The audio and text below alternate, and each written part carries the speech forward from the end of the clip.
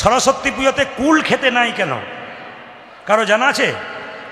আজ আর বলবো না, অন্যদিন বলবো। যিনি কে কে শুনবেন হাত তুলুন। সবাই শুনবেন? বেশ, নামান নামান। আবার যদি না বলি তাহলে উনি বলবেন জানেন না। বলে দিয়ে যাই, বাচ্চাদেরকে শোনাবেন। সরস্বতী পুজোতে কুল খেতে নেই কেন মায়েরা? জেনে নিন, বেদব্যাস নামে একজন মহর্ষি ছিল। তার ইচ্ছা ছিল আমি একটা গ্রন্থ রচনা করব, তার নাম হচ্ছে ব্রহ্মসূত্র। সরস্বতী মহারানীর ধ্যান করলেন। মা সরস্বতী নিজে এসে বললেন, শোনো বেদব্যাস, তুমি ব্রহ্ম নদের তীরে বসে ধ্যান করো। একটা কুল গাছের বীজ পুঁতে দিলাম, এর থেকে অঙ্কুর হবে, চারা গাছ হবে, বড় গাছ হবে, ফল হবে। সেই ফলটা পেকে যেদিন তোমার মাথাতে পড়বে, সেদিন তোমার ব্রহ্মসূত্র রচনা করার ক্ষমতা তুমি পেয়ে যাবে। সবাই লক্ষ্য করুন মায়েরা, সরস্বতী মা বীজটা পুঁতে দিলেন, তার থেকে গাছ হলো, ফল হলো, মাথায় পড়ল। সেই ফলটি বেদব্যাস মা সরস্বতীর চরণে দিলেন। সেদিন ছিল কি? পঞ্চমী। সেদিন বসন্ত পঞ্চমী, মা সরস্বতী পুজোর দিন মাকে দিলেন, তারপর খেলেন।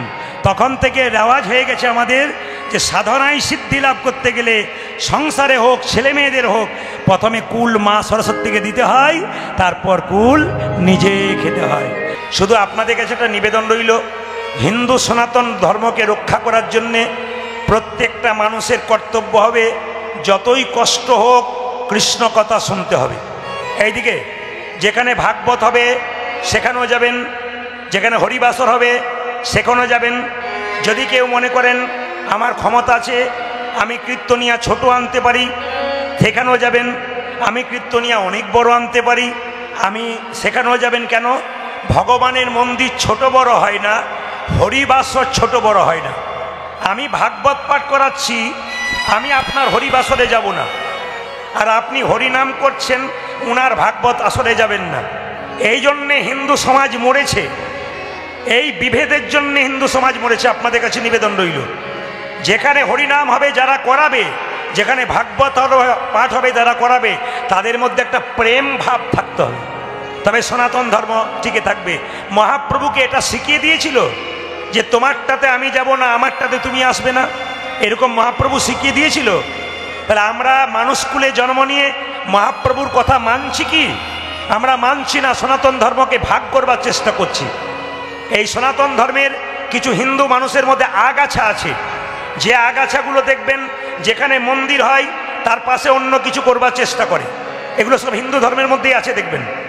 এগুলোর বিরুদ্ধে প্রোটেস্ট না করলে সনাতন ধর্ম টিকবে না। তবে একটা কথা বলে যাই, যারা মন্দিরের বিরুদ্ধে কথা বলেন, যারা হরিনামের বিরুদ্ধে কথা বলেন, হিন্দু হয়ে হিন্দু ভাইদেরকে কথা বলেন, তাদের জন্য বলে গেলাম, তুমি তো রক্তের গরমে বলে চলে গেলে, তুমি তো আমরা চলে যাবে শ্মশান ঘাটে, ভোগ করবে তোমার সন্তান। সেই দিন তোমার সন্তান তোমাকে জোরে গালি না দিক, অন্তত মনে মনে গালি দেবেন, আমার বাবার জন্য আমাকে ভোগ করতে হচ্ছে। তাই নিবেদন আপনাদের কাছে, পৃথিবী ছেড়ে যাবার আগে পরিবারে একটা করে কৃষ্ণ ভক্ত সন্তান তৈরি করে যান। মহাপ্রভু, এইদিকে তাকান, মহাপ্রভুকে সচিমাতা বলেছিল তোর বাবার পিণ্ডটা দিয়ায়। নিমাই বলেছিল মা পিণ্ড দিলে কি হয়? সঙ্গে সঙ্গে বলেছিল পিণ্ড দিলে 7 বংশোদ্ধার হয়। নিমাই বলেছিল মা পিণ্ড দিলে তো 7 বংশোদ্ধার হয়, কিন্তু কোনো বংশে একজন কৃষ্ণ ভক্ত সন্তান জন্ম নিলে 7 বংশ নয়, তার 14 বংশ উদ্ধার। এই জন্য যে যেখানে উপস্থিত আছেন, যারা দাঁড়িয়ে আছেন, যারা বসে আছেন, প্রত্যেকটি ধর্মের মানুষকে সম্মান দিলাম, প্রত্যেকটি ধর্মীয় জায়গাকে সম্মান দিলাম। যেখানে মন্দির হবে, যারা আছেন আপনারা প্রতিটি মন্দিরে যাবেন। কি লোকনাথ বাবার আশ্রম, কি লোকনাথ বাবার মন্দির, কি মহাপ্রভুর মন্দির, কি রামের মন্দির, কি কৃষ্ণের মন্দির, কি গৌরের মন্দির। মন্দির হলেই সেখানে বাচ্চাদেরকে নিয়ে বেড়াতে যাবেন, বাচ্চাগুলো কিছু শিখবে আপনার দ্বারা। শুধু টাকা পয়সা রেখে গেলেন তা বললে হবে না, মানুষ করে যেতে হবে, বিবেকবান সন্তান করে যেতে হবে। মৃত্যুর সময় শান্তি পাবেন, আমার ছেলেকে আমি চোর ডাকাত তৈরি করতে পারি নাই, একজন কৃষ্ণ ভক্ত সন্তান তৈরি করে দিতে পেরেছি। এটা বারবার নিবেদন রইল আপনাদের কাছে, প্রতিটি হিন্দু সনাতন ধর্মের মানুষের কাছে নিবেদন রইল, গর্ব করে যেন বলতে পারেন আমি হিন্দু, আমি সনাতন ধর্মের মানুষ। যে ধর্ম অন্য ধর্মের সঙ্গে বিবাদ করে না, যে ধর্ম অন্য ধর্মের বিরুদ্ধে বলে না, যে ধর্মে মেয়েদেরকে দেবীর জায়গায় স্থান রাখে, যে ধর্মে শান্তি চাই, যে ধর্মে সুখ চাই, যে ধর্মে বিবাদ চাই না, আমরা সেই ধর্মের মানুষ, সেই ধর্মকে রক্ষা করতে আমরা সবাই চাইব। তবে বলে রাখি, আমি আরেকবার বলবো, সকলের মধ্যে প্রেম রাখবেন। কি ভাগবত পাঠ করান, কি কৃষ্ণ নাম করান, কি হরিবাসর করান, ওই হরিবাসের সঙ্গে এই হরিবাসের প্রেম থাকবে। কেউ মনে মনে ভাববেন না আমরা একে এনেছি তোমরা ওকে এনেছো, এ বিভেদ করবে না। সব জায়গায় যাবে, প্রত্যেকটি জায়গাতে ভগবান আছে। কেন? ইটের মধ্যে ইট সাজালে দেওয়াল তৈরি হয় না, পাঁজা তৈরি হয়। কিন্তু ইট আর ইটের ফাঁকে মশলা দিলে তবে ভালো দেওয়াল তৈরি হয়। সেরকম একজন আর একজনের মধ্যে প্রেমের মশলা না দিলে ভগবান শক্তভাবে আমাদের সামনে কোনোদিন থাকতে পারবে। কারা কারা দীক্ষা নিয়েছেন হাত তুলবেন। দীক্ষা, দীক্ষা, বাহ, সবাই এবার নামান। আপনারা যে হাত তুললেন, যারা যারা দীক্ষা নিয়েছেন, বাইরে যারা তোলেন নাই বা তুলছেন, আপনারা জানাচ্ছেন আমি জানতে পারছি না। দীক্ষা নেওয়া মানে মন্ত্র নিয়ে নিলেন, লোককে গিয়ে বললেন আমার মন্ত্র নেওয়া হয়ে গেছে, না। আপনি অমুক মাস্টারমশাইয়ের কাছে টিউশনি পড়েন, উনি যে পড়াটা দিয়েছে ওটা মুখস্থ করেছেন তো, অভ্যাস করেছেন তো। দীক্ষা মানে কি মা? দিয়ে খা। খুব সুন্দর করে শুনবেন আজকে হরিবাসরের কথাগুলো। মানুষের জীবন পরিবর্তন হয় সুন্দর সুন্দর কথার দ্বারা। এত এত ভক্তমণ্ডলী ছুটে এসেছেন, ভালো ভালো কথা শুনে আপনাদের জীবন পরিবর্তন করবেন। তা আপনাদের জানিয়ে দিয়ে যাই, যে যেখানে বসে আছেন কান পেতে শুনে নেবেন। দীক্ষা মানে দিয়ে খা। স্নান করে ভগবানের চরণে তুলসী পত্র বাতাসা দিয়ে যে সেবা করে তারই নাম হয় দীক্ষা।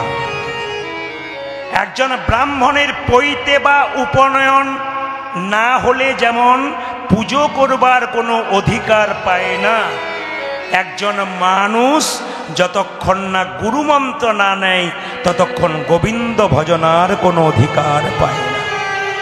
এই জন্য বারবার বলে গেলাম। অনেকে আমাকে প্রশ্ন করে, দীক্ষা নি নাই, গীতা পড়ি, দীক্ষা নি নাই, ভগবানের ভোগ লাগায়, দীক্ষা নি নাই, সাধুগুরু বৈষ্ণবের সেবা করি, তাহলে কি আমার হবে না? শাস্ত্র বলল না, হবে না। কেন? তোমার এখনো অধিকার পাওনি তুমি। এইদিকে এইদিকে এইদিকে অধিকার পেতে হবে। কার কাছ থেকে? গুরুর কাছ থেকে অধিকার পেতে হবে, শিখে নিতে হবে কিভাবে ভোগ দিতে হয়। ও মায়েরা, বাড়িতে ছোট ছোট মন্দিরে ভগবানের চরণে ভোগ দেন তো? তা ভোগ দিতে গেলে কিন্তু এমনি এমনি দিতে নাই।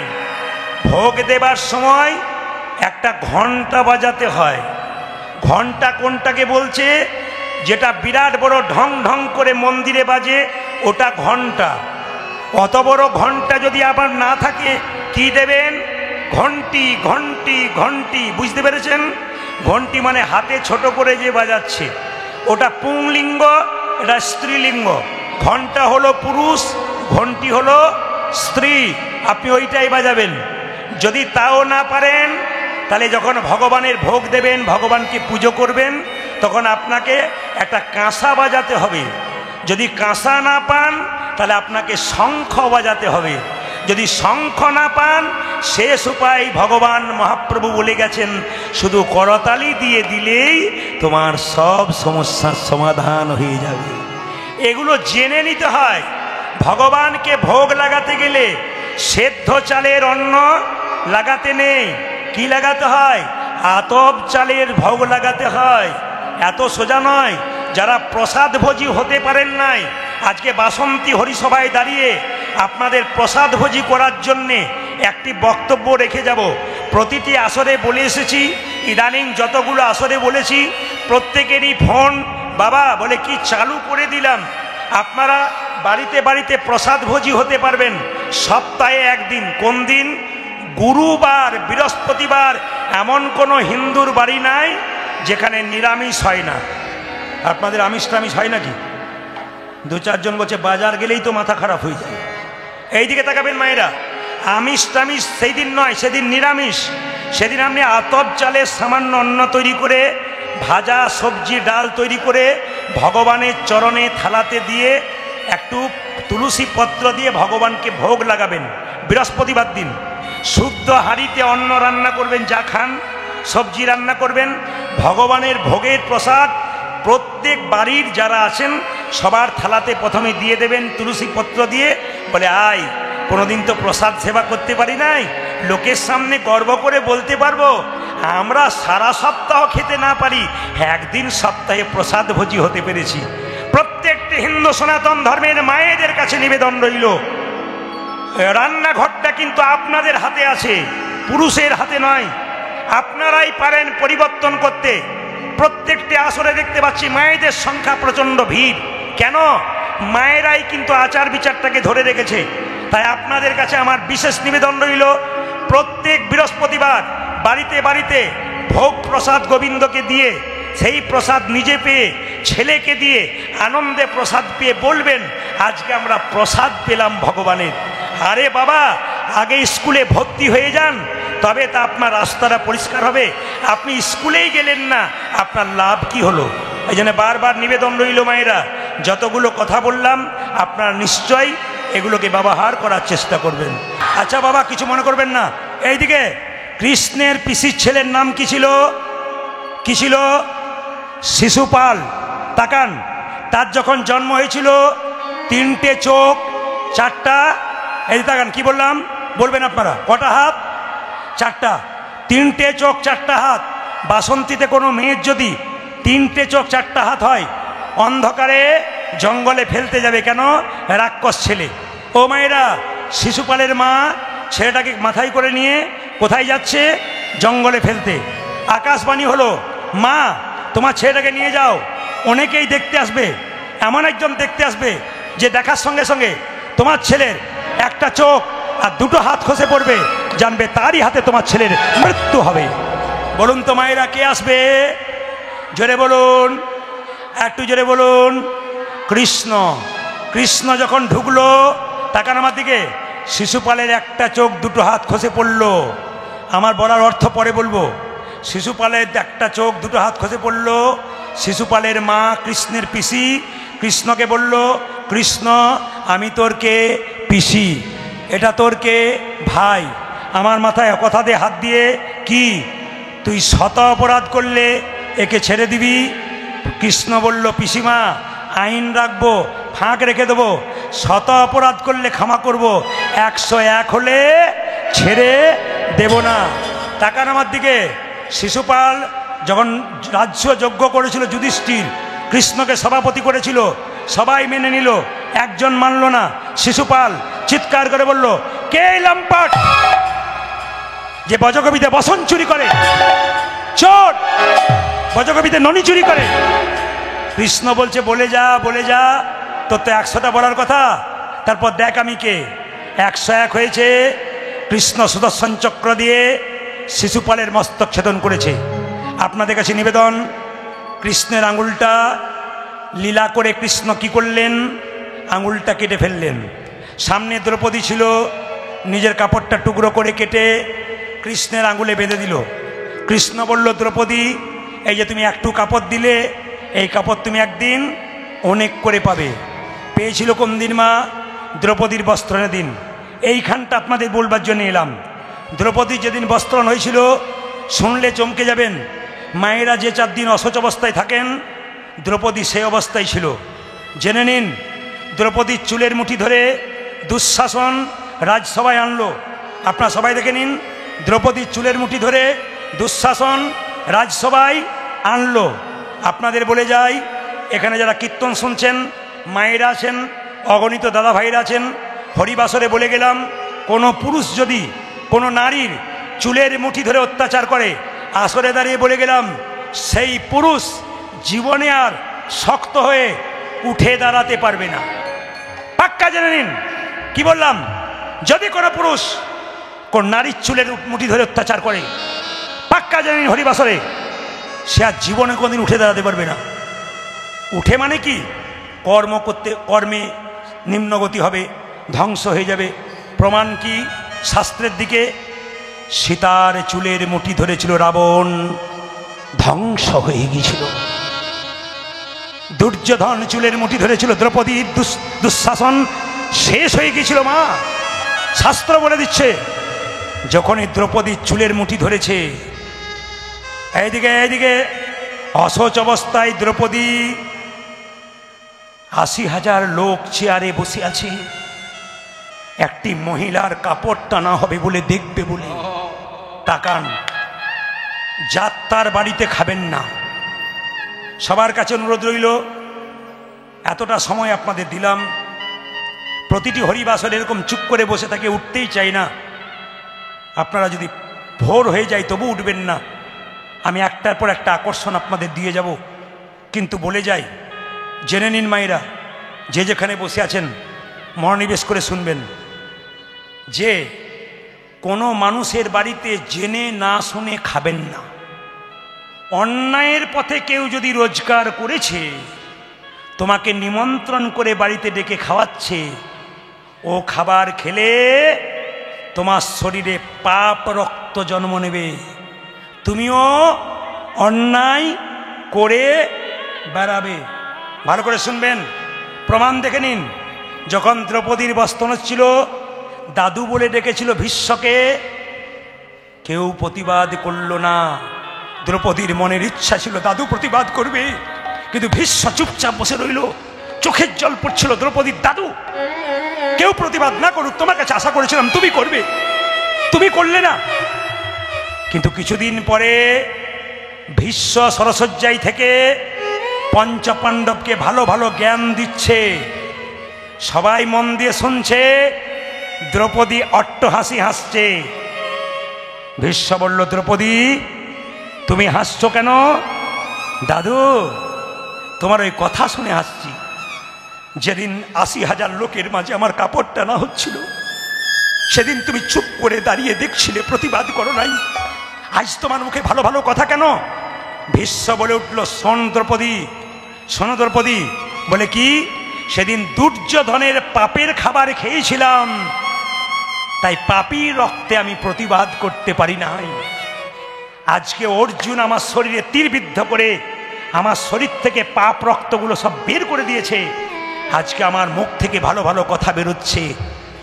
দ্রৌপদী জগৎকে জানিয়ে দিয়ে যাই, আমার মৃত্যুর আগে ভীষ্ম বলে গেছে, পৃথিবীতে মানুষ কারো বাড়িতে খাবে, মহোৎসব যদি করে অবশ্যই খাবেন, ভক্তের বাড়িতে যদি প্রসাদ খাওয়ায় অবশ্যই খাবেন, কিন্তু কোনো ব্যক্তি অন্যায় করে টাকা রোজগার করছে আর আপনাকে বাড়িতে ডেকে খাওয়াচ্ছে, আপনি বুঝে নেবেন এই পাপের খাবার খেলে আপনার শরীরে পাপ রক্ত জন্ম নেবে।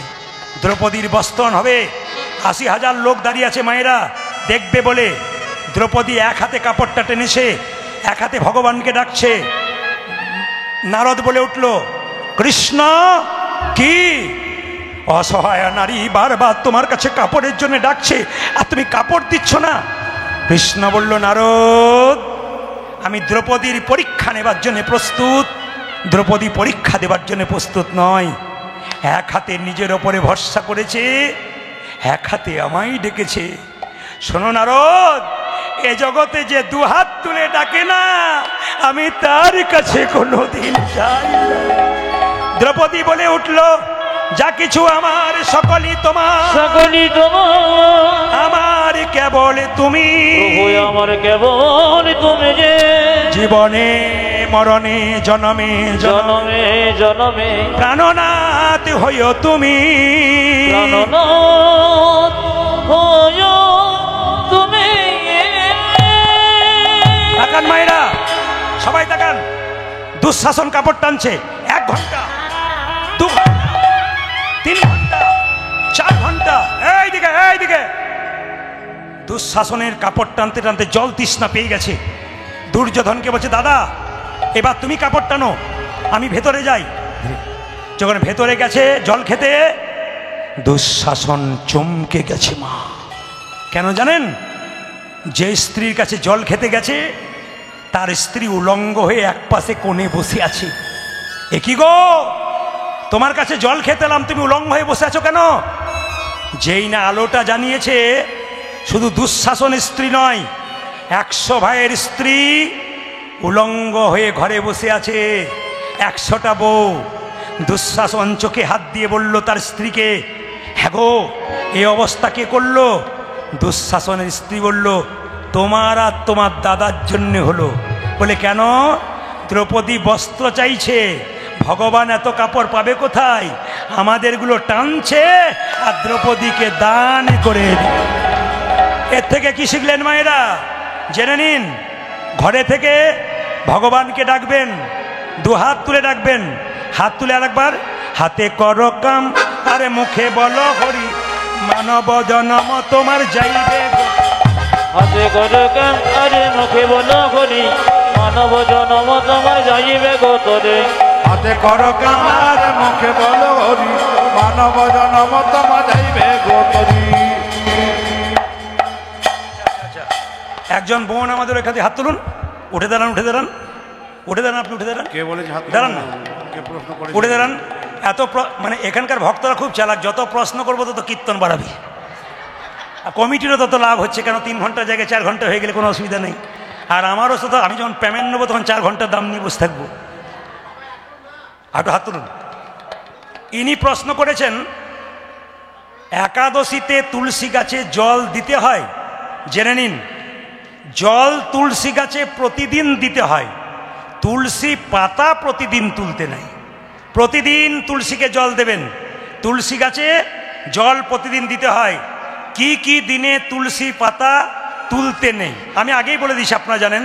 রবিবার দিন, অমাবস্যার দিন, পূর্ণিমার দিন, দ্বাদশীর দিন, সংক্রান্তির দিন, এগুলো তুলতে নেই। সব ঠাকুরে ভোগে তুলসী দেওয়া যায় না? না, ভগবানের ভোগে তো দেওয়া যায়। তুলসী পাতার বদলে তুলসী দল, দল মানে বুঝতে পেরেছেন, ওই একটু ওপরের ডগটা ভেঙে যে 4-5টা পাতা থাকে, দল মানে অনেকগুলো, ওই পাতা দিয়ে দল দিলে ভগবান খুব খুশি হয়। তুলসী দল দেবেন তুলসী পাতার বদলে, তুলসী দল না থাকলে তুলসী পাতা দেবেন। ভগবানকে দেবেন, গণেশের চরণে দিতে নাই, এটা মাথায় রাখবেন। একটা কাহিনী আছে, এ বলতে গেলে সময় শেষ। হাত তুলুন। হাতে কর কাম আর মুখে বলো হরি, মানব জনম তোমার যাইবে গোতরি। হরি বল। হাতে করো কাম আরে মুখে বলো হরি, মানব জনম তোমার যাইবে গোতরে। হাতে কর কাম আর মুখে বলো হরি, মানব জনম তোমার যাইবে গোতরি। দাঁড়ান দাঁড়ান দাঁড়ান, একবারে 2-4 জনে দেখুন, 2-4 জন দেখুন। হাতে কর কাম, এরকম করছেন কেন? হাত তুলুন। হাতে কর কাম আর মুখে বলো হরি, মানব জনম তোমার যাইবে গোতরি। হরি বল। হাতে করো কাম আরে মুখে বলো হরি, মানব জনম তোমার যাইবে ও মায়েরা, গোতরে। এইদিকে রামকৃষ্ণ ঠাকুর বলল, মায়েদের ভগবান ভজনা চিড়িয়াউলি চিড়ে ভানার মতো। এইদিকে মায়েরা ঢেঁকি দেখেছেন? জোরে বলুন, ঢেঁকি দেখেছেন? আচ্ছা জোরে বলুন, ঢেঁকিতে যে পা দেয় তার টেনশন বেশি, না যে গর্ততে হাত দেয় তার টেনশন বেশি? জোরে বলুন। আপনারা সবাই বসে আছেন তো? ইনারা দর্শক দেখছেন, আপনারা বলছেন, আপনারা বলছেন যে গর্ততে হাত দেয় তার, জোরে বলুন, তার টেনশন বেশি। দেখবেন উল্টে দেবো কথাটা, দেখবেন। আচ্ছা বলুন তো, মেয়ে যদি গর্ততে হাত দেয় আর মা যদি পা দেয়, কার টেনশন বেশি? জোরে বলুন। তবে যখন বললেন যে গর্ততে হাত দেয় তার টেনশন বেশি, হ্যাঁ দেখুন, মা না হয়তো যা হয় যা, তোর যা হবে, তাহলে কি হবে? মায়েরা, মায়েদের ভগবান ভজনা চিড়িয়াউলি চিড়ে ভানার মতো, বাচ্চাকে কোলে করে স্তনপান করাই, আর একদিকে খরিদ্দার সঙ্গে কথা বলে। আপনি ছেলেকে দেখবেন, মেয়েকে দেখবেন, স্বামীকে দেখবেন, মন ডাকবেন গোবিন্দ চরণে তালি দিয়ে। হাতে কর কাম আর মুখে বলো হরি, মানব জনম তোমার যাইবে গোতরি। হরি বল। হাতে করো কাম আরে মুখে বলো হরি, মানব জনম তোমার যাইবে গোতরে। হাতে কর কাম আর মুখে বলো হরি, মানব জনম তোমার যাইবে গোতরি। হাতে কর কাম আর মুখে বলো হরি, মানব জনম তোমার যাইবে গোতরি। স্বয়ং মহাপ্রভু, যার কৃপা বলে আপনারা এখানে এসেছেন, তিনি যদি না আসতেন, আমি আপনাদের কাছে নিবেদন রাখলাম আবার, আমি জানি প্রচণ্ড চাপার মধ্যে আপনারা আছেন, প্রচণ্ড গরমের মধ্যে আছেন, কষ্টের মধ্যে কৃষ্ণ ভজন করলে তার লাভ হয়। তা কষ্টের মধ্যে কে কে কৃষ্ণ ভজন করতে পারে, এটা আমি দেখতে পাই আর না পাই, স্বয়ং ভগবান কিন্তু দেখতে পাচ্ছেন। এই জন্য কীর্তনের আসরে কেউ যদি গল্প করে, উনি যেটা নেবার জন্য এসেছিলেন সেটা নিতে পারবেন না, উল্টো নিয়ে যাবেন। তার মানে কি, হরিনাম শুনলে পুণ্য হয়, কিন্তু যদি কেউ গল্প করে তাহলে পুণ্যের বদলে উনি পাপ নিয়ে বাড়ি যান। এই জন্য আপনাদের কাছে নিবেদন রইল, আপন আপন পুণ্য সঞ্চয় করার জন্যে কে কোথায় গল্প করছে ওইদিকে তাকাবেন না, নিজে শান্ত হন, দেখবেন আরও সুন্দর পরিস্থিতি পরিবেশ তৈরি হবে। স্বয়ং মহাপ্রভু, যিনি কলিযুগের ভগবান, তিনি যদি না আসতেন তাহলে আপনাদের মতো এই সুন্দর সুন্দর হরিসভাগুলো তৈরি হতো না। অন্যান্য ধর্মের মানুষের স্কুল আছে যেখানে ধর্মীয় শিক্ষা দেওয়া হয়, কিন্তু হিন্দু সনাতন ধর্মের কোনো স্কুল নাই। তাই মহাপ্রভু তৈরি করলেন এরকম হরিবাসর, যেখানে আমাদের মতো কীর্তনিয়ারা আসবেন, আপনাদের মতো ভক্তগণ আসবেন, দুটো কৃষ্ণ কথা আস্বাদন হবে, হরিকথা আস্বাদন হবে, আপনি আপনার জীবনের পথটাকে সুন্দর করে তুলবেন। এই জন্য মহাপ্রভু একাই আসেনি, নিত্যানন্দ, অদ্বৈত, শ্রীবাস, গদাধরকে সঙ্গে নিয়ে তিনি এসেছিলেন। প্রত্যেকটি জীবের দ্বারে তিনি হরিনাম দিয়েছিলেন। মায়েরা নিতাই চাঁদকে ডেকে বলল, দাদা এ অধম জীবকে তোমাকে হরিনাম দিতে হবে। বলে কেন? ক মানে কাম, লি মানে লিপ্ত। এরা হলো কলিযুগের মানুষ। ক মানে কাম, লি মানে লিপ্ত। এরা কামে লিপ্ত, নামে লিপ্ত নয়। এদেরকে উদ্ধার করতে গেলে দাদা তোমার প্রয়োজন আছে। নিতাই চাঁদ বলল, ভাই আমি কি করব? বলছে তুমি প্রথমে জীবের দ্বারে দ্বারে হরিনাম দে। মহাপ্রভুর ছবি দেখেছেন? জোরে বলুন হা না না। আচ্ছা, ছবিতে হাত নিচের দিকে থাকে না ওপর দিকে থাকে? একবার দেখানো যাবে? বেশ বেশ বেশ, এবার নামান আস্তে। আচ্ছা, মহাপ্রভু হাতটা তুলে আছে, আপনারা কেউ আর কাউকে ডাকবেন না। এই যে আর কাউকে ডেকে ভিড় বাড়াবেন না, ও এলে আরও অশান্তি হবে। যা হয়েছে ওর মধ্যেই থাক। হরে কৃষ্ণ। এই যে তাকান, যে যেখানে বসে আছেন আপনাদের কাছে নিবেদন রইল, আমি কমিটিকে আগেই বলেছি, আমাদের কীর্তন যেখানে হয় একটা ফুটবল গ্রাউন্ডে হয়, শান্তিতে মানুষ দেখতে পায়, প্রচুর ভিড় হয়। কিন্তু এই সামান্য জায়গার মধ্যে মন্দির, এখানে জায়গা খুব একটা নেই। কমিটি এই সুন্দর ব্যবস্থা করেছেন, এটা দিয়ে হচ্ছে। ও মায়েরা, মহাপ্রভু হাতটা এরকম করেছিল তো এইদিকে, তা মহাপ্রভু হাতটা এরকম করে তুলে আছে। একজন ভক্ত বলছে, ঠাকুর তুমি যে হাতটা তুলে আছো তোমার হাতে ব্যথা হয় না? বলে ব্যথা আবার হয় না? বলে তাহলে নামাও। বলে কি করে নামাবো? তোরা তুলছিস না তাই নামাচ্ছি না। একজন ভক্ত বলল, প্রভু এই দেখো আমি তুলে দিলাম, এবার নামাও। বলছে তোরা তো তুললি, তোদের পেছনে যারা তারা তো তুলবে না। পেছনে মানে আপনাদের বলি নাই। বলছে আমি, তোরা তো হাত তুলে আছিস, আমিও হাত তুলছি। কেন? পরের জন্মে যারা আসবে তারা হাত তুলবে না, ওই জন্য জন্ম জন্মান্তর ধরে আমি হাতে তুলে আছি। তাহলে মহাপ্রভু শুধুমাত্র আমরা যারা পৃথিবীতে এসেছি তাদের জন্য হাতটা তুলে আছে তা নয়। মহাপ্রভু শুধুমাত্র যারা এসেছিল তাদের জন্য হাত তুলেছে তা নয়। আগামীতে যারা আসবেন তার জন্য মহাপ্রভু হাত তুলে আছেন। প্রভু শিক্ষা দিচ্ছেন, আমায় দেখে শেখো, মাঝে মাঝে হাতটা তোলো। যত আত্মসমর্পণ করবে ভগবানের কাছে তত গোবিন্দের কৃপা তোমার হয়ে যাবে। ও মায়েরা, আমরা হাত তুলি কখন? চলো না গো, ও টোটো দাদা, এই বাসন্তীতে কীর্তন হবে, এইদিকে এসো। আমরা হাত তুলে ডাকি না? আবার দেখবেন কেউ যদি জলে ডুবে যায় তাহলে হাতটা তুলে কখন যেন বাঁচতে পারে, তাই তো? আর হাত তুলি কখন? যখন দেখবেন হাতের মধ্যে কোনো বোঝা নেই। এবার আপনাদের কাছে প্রশ্ন, মহাপ্রভু কি টোটো অটো ধরেছিল, হাত তুলেছিল? না। মহাপ্রভু কি জলে ডুবে গিয়েছিল? জোরে বলুন। জলে ডুবে নাই। তাহলে মহাপ্রভুর হাতে কি কোনো বোঝা ছিল? জোরে বলবেন হ্যাঁ না না। বোঝা ছিল? আর কথা বলে না। বোঝা ছিল? বেশ, কিন্তু তত্ত্ব বলছে মহাপ্রভুর হাতে বোঝা ছিল। প্রশ্ন করবেন, যদি বোঝা ছিল তাহলে দেখতে পাচ্ছি না কেন? কি করে দেখবেন? এই দিকে তাকাবেন। যে দুটো চোখ পেয়েছেন ওটা ডান চোখ আর বাম চোখ। গুরুদেবের কাছে মন্ত্র নিয়ে ভজন করে আর একটি চোখ পাবেন, এই চোখের নাম জ্ঞান চক্ষু। এই জ্ঞান চক্ষুর উদয় হলে আপনি বুঝতে পারবেন মহাপ্রভুর ভাবটি কেমন। এইদিকে বাসন্তীতে কীর্তন হচ্ছে, মেয়ে বাবাকে ফোন করছে, বাবা কীর্তন হবে এসো। বাবা এলো মেয়ের বাড়ি, মেয়ে যা যা খেতে ভালোবাসে বাবা তাই তাই আনলো। কিন্তু বাবা মেয়ের জন্য আরেকটা জিনিস আনলো, যেটা মেয়েও দেখতে পেল না আর বাবাও দেখতে পেল না, শুধু অনুভব করলো। কি বলুন তো? প্রেম আর ভালোবাসা। মহাপ্রভু হাতটা তুলে আছে, আমরা কেউ দেখতে পাচ্ছি না, কিন্তু তিনি প্রেমের ভান্ডার নিয়ে আমাদের জীবের দ্বারে এসেছেন। ছেলের যদি বাবা মারা যায় তাহলে মা দেখবেন টেনে হিঁচড়ে ছেলেকে মানুষ করে দেয়। কিন্তু মা মারা গেলে বাবা মানুষ করতে পারে না। কেন বলুন তো? পাছে লোকে কিছু বলে। বাবার নাম শিবশঙ্কর, মা ভবানী মারা গেল। এইবার লক্ষ্য করুন মায়েরা, ছেলেকে যখন শাসন করতে যায় তার বাবা, পাড়ার লোকে বলে, ঠাকুর তোমার লজ্জা করে না? বলে কেন? ছেলেটা মা মরে গেল আর তুমি মারধর করছো। ছেলেকে আদর দিতে দিতে মাথায় তুলে দিল। আমি আপনাদের সামনে নিবেদন রাখবো, যে যেখানে বসে আছেন, যারা দাঁড়িয়ে আছেন গেটের পাশে, বহু শিক্ষিত ব্যক্তি আছেন, ছেলেকে মানুষ করতে গেলে রামকৃষ্ণ পরমহংসদেব বলেছেন, এইদিকে এইদিকে এইদিকে বাচ্চা ছেলে যারা আছে, 5 বছর ছেলে হচ্ছে মনটা কচি বাঁশের মতো, যেদিকে বাঁকাবেন সেদিকে বাঁকবে, বাঁশ মোটা হলে আর বাঁকবে না। শিক্ষা এইদিকে এইদিকে, ছেলেকে শিক্ষা দেবেন ছোটবেলায়, বড় হয়ে গেলে আর শিখবে না। তাকান, চাণক্যদেব বলেছে 5 বছর পর্যন্ত বাচ্চার কোনো দোষ ধরবে না, খেলবে, পড়বে, ভাঙবে, কিচ্ছু বলবে না। 5 থেকে 15 পর্যন্ত ছেলে মেয়েকে শাসনের চোখে রাখুন।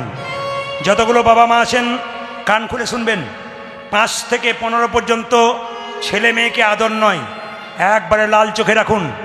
ছেলে মেয়ে মানুষ হয়ে যাবে। ছেলে মেয়ের বয়স যখন 16 পেরিয়ে যাবে, বাবা মায়ের সঙ্গে সম্পর্ক কি?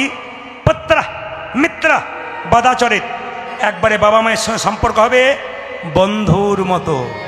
শুধু একটা কথা বলে যায়, মায়াপুর ইস্কন মন্দিরে যারা গেছেন, শিল প্রভুপাদের মূর্তি দেখেছেন? জোরে বলুন হ্যাঁ না না।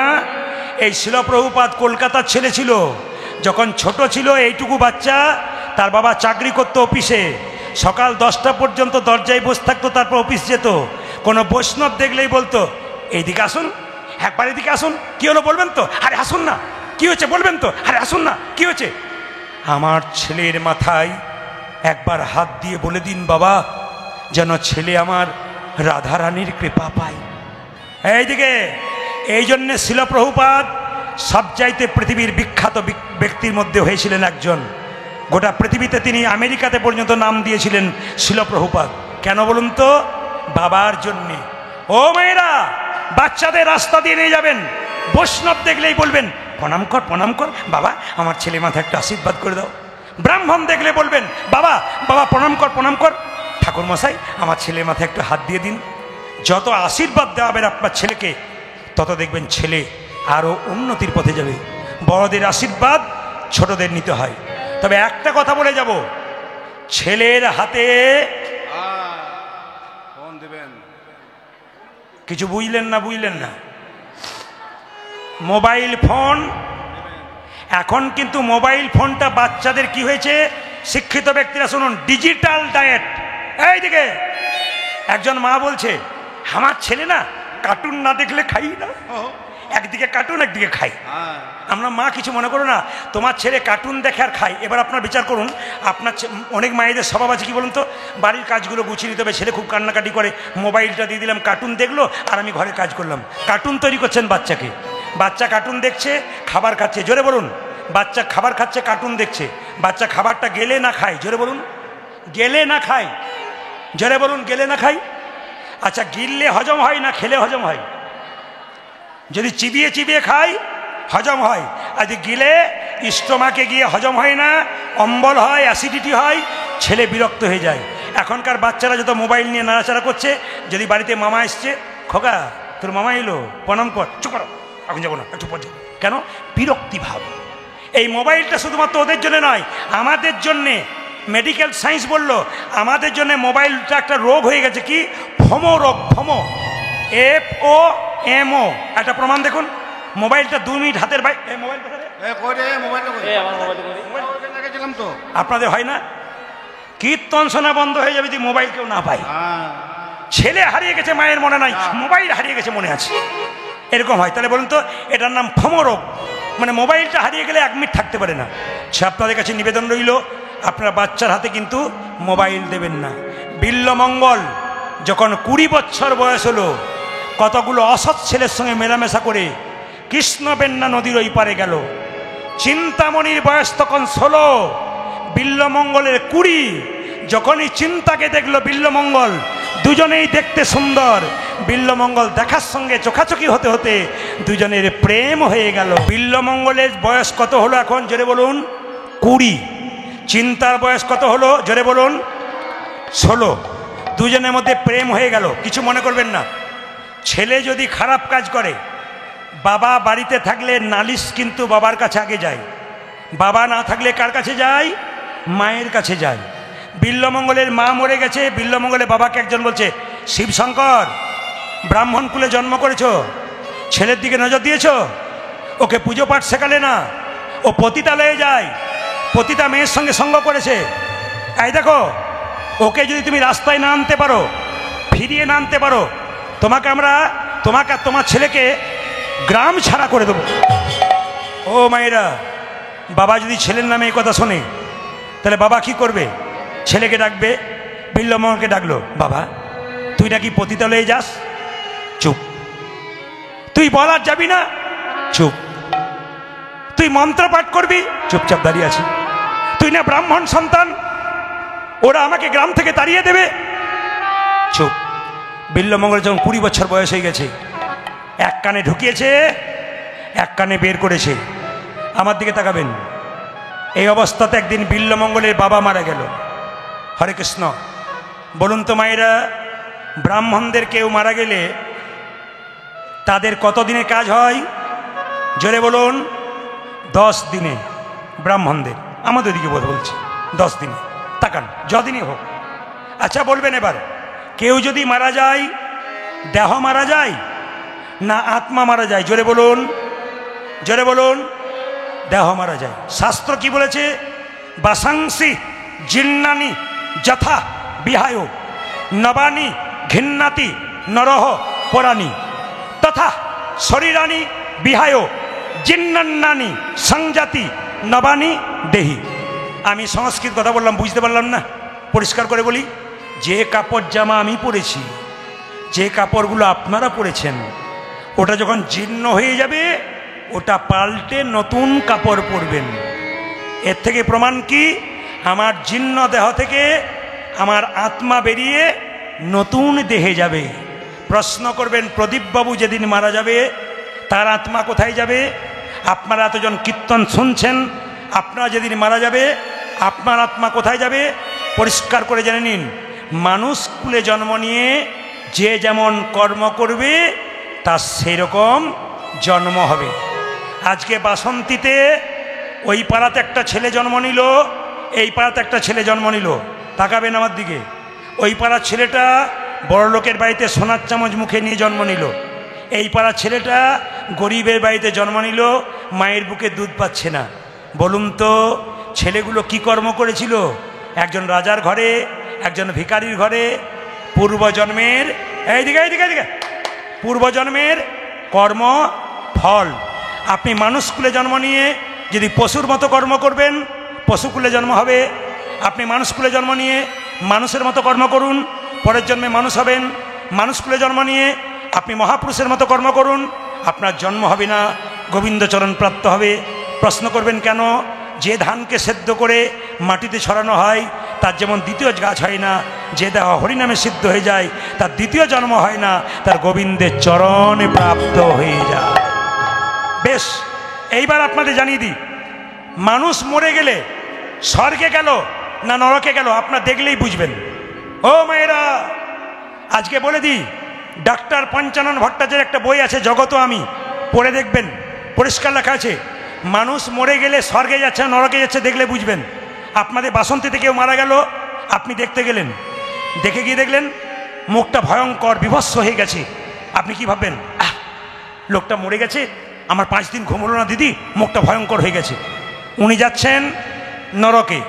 আপনার মৃত্যুর পর যদি আপনি মনে হচ্ছে ঘুমাচ্ছে, লোকে বলবে আগো মেয়েটি মরে গেছে, লোকটি মরে গেছে, যেন ঘুমাচ্ছে। উনি যাচ্ছেন স্বর্গে। জন্ম হোক যথাতথা, কর্ম হোক ভালো। জন্ম যেখানেই নেন না কেন, কর্ম যদি ভালো হয়, মৃত্যুর সময় দেখে নেবেন যারা ভালো ভালো কর্ম করেছে, তাকিয়ে দেখে নেবেন মৃত্যুর সময় মুখটা মনে হবে ঘুমাচ্ছে। আর যারা খারাপ কর্ম করেছে, বদমাইশি করেছে, দুষ্টুমি করেছে, ধর্মকে নিয়ে মারামারি করেছে, অন্যায় করেছে, বিভেদ করেছে, শত্রুতা করেছে, ওদের মৃত্যুর সময় মুখটা তাকিয়ে দেখে নেবেন, মিলিয়ে দেখে নেবেন। ডাক্তার পঞ্চানন ভট্টাচার্য বলছে মুখটা বিকৃত, বিভৎস হয়ে যাবে। আর একটা জিনিস দেখলে বুঝবেন উনি স্বর্গে গেলেন না নরকে গেলেন। বাসন্তীতে কেউ মারা গেল, বলো হরি হরি বল বলে শ্মশান ঘাটে নিয়ে গেল, লোকে বলে আহ লোকটা খুব কৃষ্ণ ভক্ত ছিল গো, মেয়েটা খুব কৃষ্ণ ভক্ত ছিল। জানবেন ইনি যাচ্ছেন স্বর্গে, দশচক্রে ভগবান। আর যদি কেউ বলে এ বেটা খুব দুষ্ট ছিল, এ বেটা খালি শয়তানি করে বেরিয়েছে, এখানটা জ্বালিয়ে দিয়েছে বেটা, জানবেন ইনি যাচ্ছেন নরকে। সাবধান থাকবেন শাস্ত্রের কথা অনুযায়ী। কর্ম খারাপ করবেন, জায়গা আপনার খারাপ জায়গায় হবে। কর্ম ভালো করবেন, জায়গা ভালো জায়গায় হবে। ভাগবত বলল, শ্রীমদ্ ভাগবত, আমাদের শরীরে 9টা ছিদ্র দিয়ে প্রাণ বেরোয়। গুনে নিন, 2টো চোখ, 2 2টো কান, 4 গুনবেন আপনারা, 2টো নাকের ছিদ্র, 6 একটা মুখের ছিদ্র, 7 নিচের দিকে 2টো পায়ু উপস্থ, পায়খানা প্রস্রাব। বলছে আমাদের এই 7টা ছিদ্র দিয়ে প্রাণ গেলে ভাগবত বলল আপনি স্বর্গে গেলেন। আজ নিচের 2টো ছিদ্র দিয়ে প্রাণ যায়, পায়খানা প্রস্রাব মৃত্যুর সময় করে, জানবেন ইনি যাচ্ছেন নরকে। জেনে নিন, মৃত্যুর সময় কোনো ব্যক্তি যদি পায়খানা প্রস্রাব করে দেয়, শাস্ত্র বলল ইনি নিম্নগামী হলেন, নিচের দিকে গেলেন। আর যদি দেখবেন চোখ দিয়ে প্রাণ বেরোয়, কি করে বুঝবেন? তাকিয়ে তাকিয়ে মরে, চোখ দিয়ে প্রাণ গেল, হা করে মরে, মুখ দিয়ে প্রাণ গেল। দেখবেন কানের ফুটোগুলো মোটা হয়ে যায় খসখসে, এইদিকে প্রাণ গেল। নাকের ফুটো মোটা হয়ে যায় খসখসে, ওইদিকে প্রাণ গেল। মায়েরা, বিল্লমঙ্গলের বাবা মারা গেছে, ওই অবস্থায় প্রত্যেক দিন চিন্তামণির কাছে যাই। চিন্তামণি কত ভালো মেয়ে দেখুন, এইরকম মেয়ে নয়। ঠাকুর ঠাকুর কি হলো? তোমার বাবা মরে গেছে না? হ্যাঁ মরেছে, তাতে কি হয়েছে? এসেছো কেন? তোমায় না দেখে থাকতে পারি না। চুপ করো, তুমি না ব্রাহ্মণের ছেলে, অসুচ পালন করছে, এই অবস্থায় পতিতালয়ে আসছো। লোকে তোমাকে বলবে কি? আমি তো পতিতালয়ে থাকি, তোমাকে কলঙ্ক দেবে আমার নামে, তখন তোমার কি হবে? চিন্তা। ছোটবেলায় আমার মা মারা গেল, এখন আমার বাবা মারা গেল, এখন পৃথিবীতে তুমি ছাড়া আমার কেউ নাই। তুমি আমার ধ্যান, তুমি আমার জ্ঞান, তুমি আমার সব।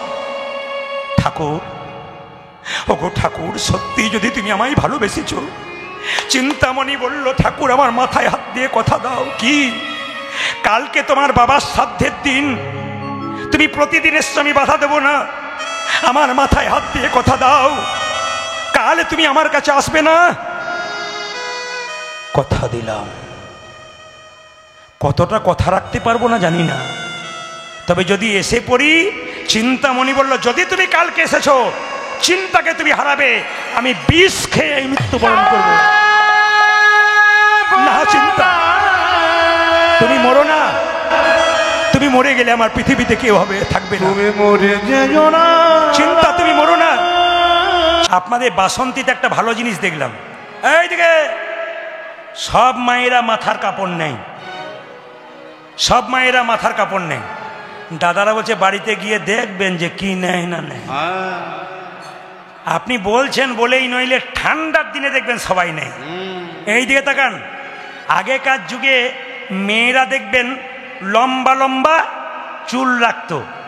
ছেলে বাবা দেখতে গেলে বলতো না, আগে তো দেখাশুনো হতো, এখন তো দেখাশুনো হয় না। মানে বুঝুন, মেয়ে দেখা তারপর শোনা। এইদিকে এইদিকে দেখা তারপর শোনা। প্রথমে মেয়ে দেখে এলেন, পারিপার্শ্বিক লোককে জিজ্ঞেস করলেন স্বভাব ভালো তো, বংশ ভালো তো, দেখার পরে শোনা হতো। এখন তো আর দেখাশোনা নাই। কেন বলুন তো? কিছু মনে করবেন না, এইদিকে তাকাবেন। এই যে পান আপনারা 2-1জন খাচ্ছেন, দিব্যি চিবোচ্ছেন দেখছি, কিছু মনে করবেন না। এই যে পান বিয়ের সময় চোখে নেয় না?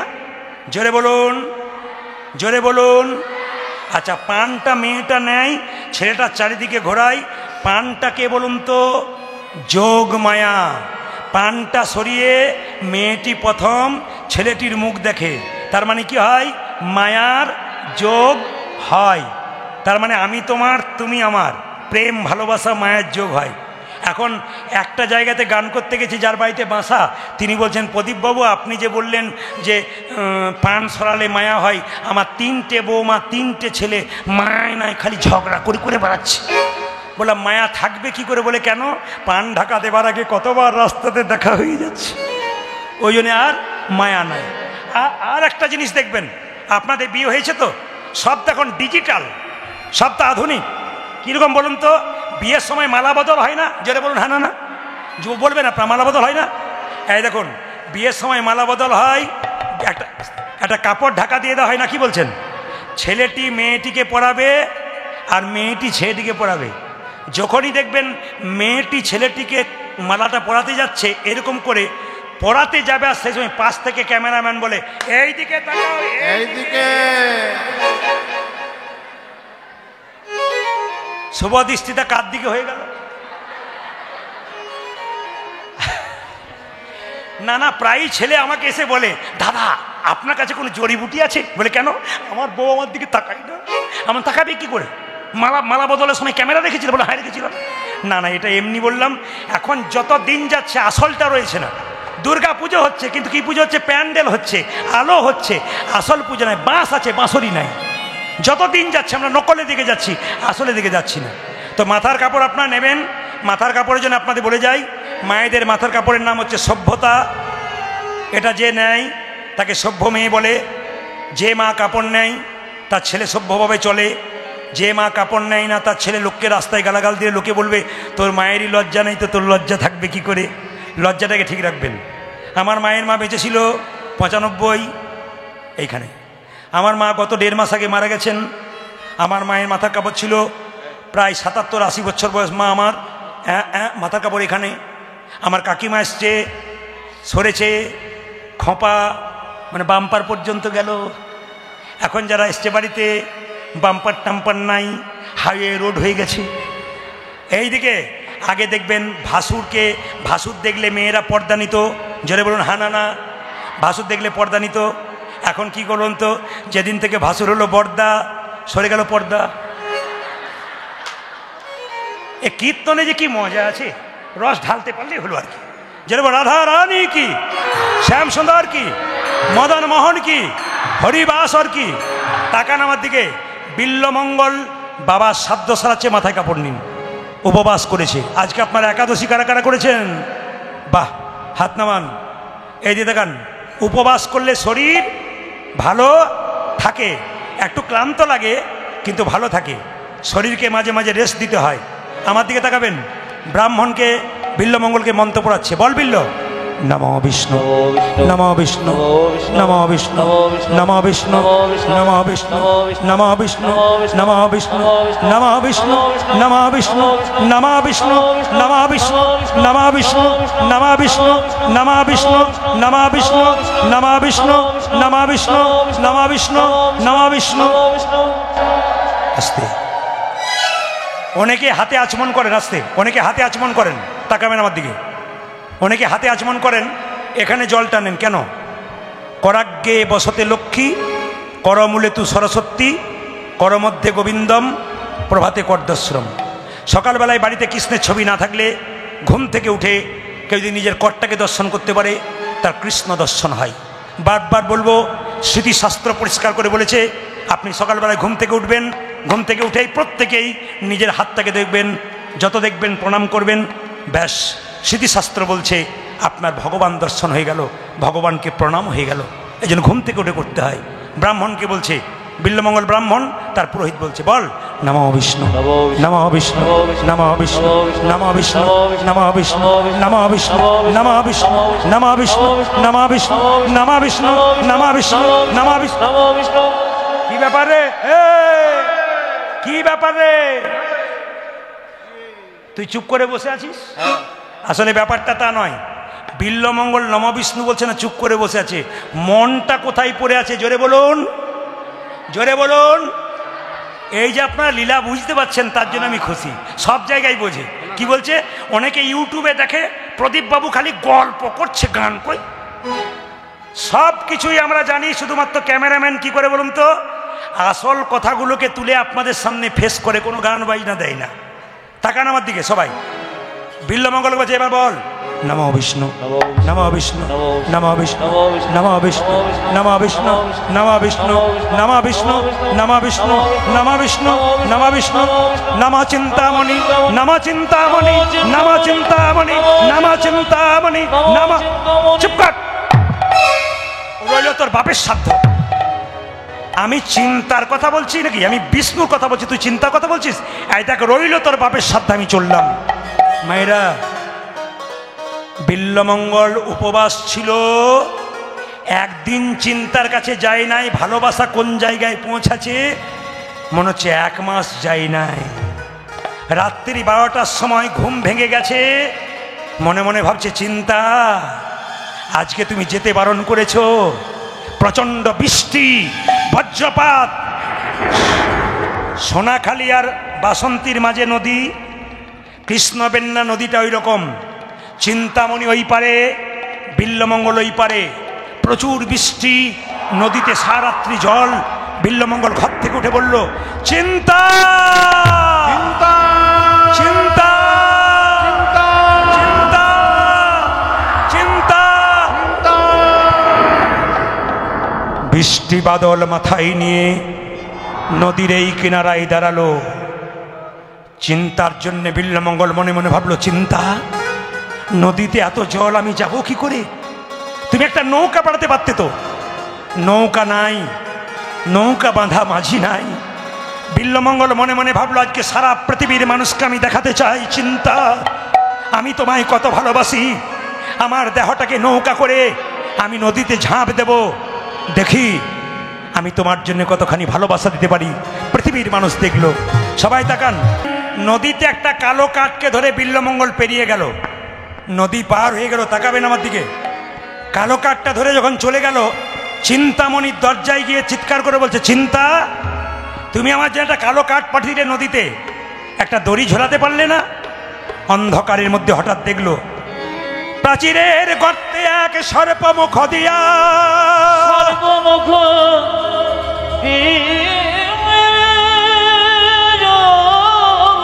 লঙ্ঘিত হইয়া আছে লেজ ঝুলিয়া ঝুলিয়া। সবার কাছে নিবেদন রইল। হঠাৎ দেখতে পেল দড়ি ঝুলছে, ওই দড়িটাকে ধরে বিল্লমঙ্গল প্রাচীর পার হলো। আচ্ছা মায়েরা, রাত্রিবেলায় চুপচাপ ঘুমাচ্ছেন, হঠাৎ বাড়িতে একটা ধপাস করে শব্দ পড়ল, আপনি জেগে উঠবেন না? বিল্লমঙ্গল ঝাঁপিয়েছে। চিন্তামণি বলছে দেখ তো দাসী, কে চোর টোর পড়লো নাকি? দাসী লণ্ঠনের আলোটা নিয়ে গিয়ে দেখলো বিল্লমঙ্গল ঠাকুর চুপচাপ দাঁড়িয়ে আছে। দাসী বলল ঠাকুর তুমি দাঁড়িয়ে আছো কেন? এদিকে এসো, সাপে কামড়াবে যে। রাত্রিবেলায় চিন্তামণির কাছে দাসী গিয়ে বলল চিন্তা চোর পড়েছে। চোর? ঘর চোর? না রে, ঘর চোর নয়, তোর মন চোর এসেছে। তোর মনচোর এসেছে। ও মায়েরা, ঘর চোর দেখেছেন, মনচোর দেখেছেন? মনকে যে চুরি করে, যে আমায় ভালোবাসে, সেই মনচোর এসেছে। দেখে এলাম ওরে চিন্তা মনচোর এসেছে। দেখে এলাম ওরে চিন্তা মনচোর এসেছে।